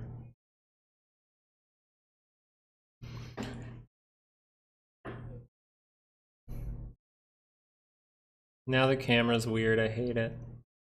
UVXY gaining some momentum. So yeah, in order for UVXY to see some gain, you need the SPY to drop, and now you're seeing the SPY drop a little bit. So volatility already said it was scaling back up. God dang it, can this camera fix? There we go. Okay, I had to stare at it real creepy for it to fix. So this already turned up on the 2 hour telling you, hey, this thing is taking off right now. So this is a moment to pay close attention. You got a confirmation on the previous bar. Boom, volatility is coming back in right now. Right now, volatility is coming back in. We have PCC below 0.8, and we have the SPY trying to at least drift down. Let's see if we actually get a 2 hour pullback.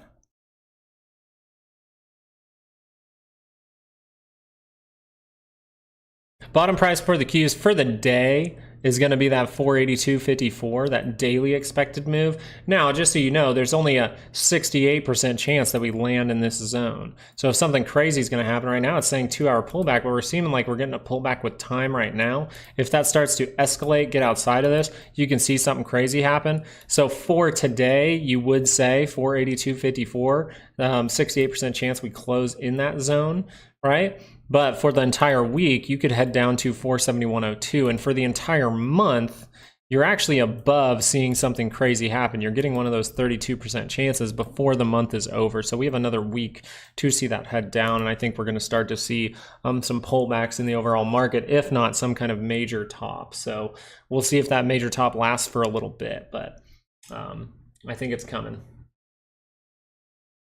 Hey, we're back to green on a lot of stuff. That's good. Good, good, good. Which means maybe this stuff's starting to see some bounces. GME, need that to curl up on a 2 hour. 2 hour pullback, are you referring to the time frame you're looking at? Yeah, so when I say 2 hour pullback, I'm always looking at that time frame most of the time. If I'm not, just say, hey, click over to the 2 hour so I can see it. Right now, the Qs have confirmed, like, hey, we need some kind of pullback, okay, on the 2 hour. You see this? And that tells me that. Why am I saying pullback? Because we're way up here. If this was crossing over, like right here, I would say this could be more than a pullback. We could reverse the trend, but it's way up here, which tells me we could do this and then do this, right? We could do this, then do this, then do this, right? Because we go what, like that. So right now it's leaning towards the highest probability here is a 2 hour pullback for the Qs. But we've seen a lot of pullbacks using time, okay, using time. Where's an example of that? Well, this here, kind of the trailing up and sideways until this point here, and then we see the confirmation. Well, look at that. We kind of pulled back just without any price action, more just using time to build up liquidity. That looks like something we might be doing right here. We could just be getting a 30-minute pullback using that time, right? The 30-minute, you see how it's going down near the center line, but the price isn't necessarily dropping down too much.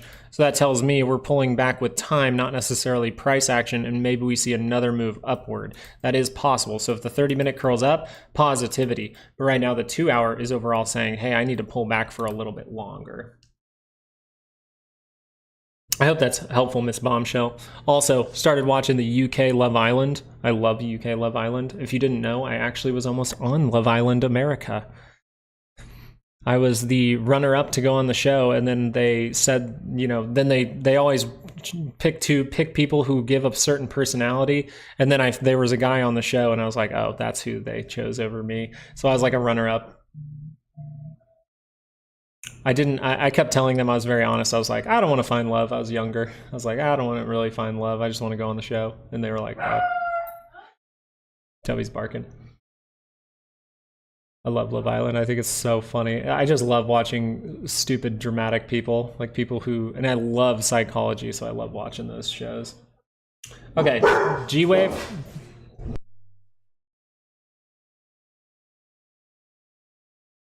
Sorry, Bruce barked if he scared you guys. G-Wave, let's go look at that for a second. 141 people in here. That's what we like to see.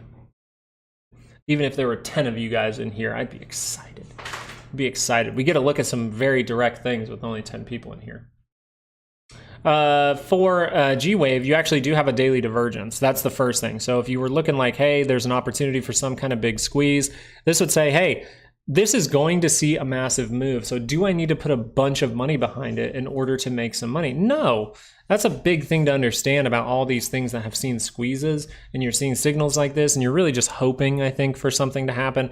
Well, you do have a momentum indication that there is going to be a reversal in trend here. So that's something to pay attention to for G-Wave. But I would just say be careful, because this thing is definitely being forced down here. As far as it goes for Qualcomm, is this a chance to buy the dip? You have daily divergence. That's about to confirm if you see this right here. So this is telling me the trend could reverse over. Now, if you're talking about these shorter time frames, yeah, the 30-minute can curl up and you can see more positivity. But I'm always very, very cautious about these shorter time frames if the daily is showing me something like this. Daily momentum is way stronger than a 30-minute chart. It's way stronger than a 2-hour chart. Okay, so daily divergence is something to pay attention to here for Qualcomm. Most likely, I'm going to say this right now, most likely Qualcomm does end up back down to 175.50 in the next couple, in the next couple of months.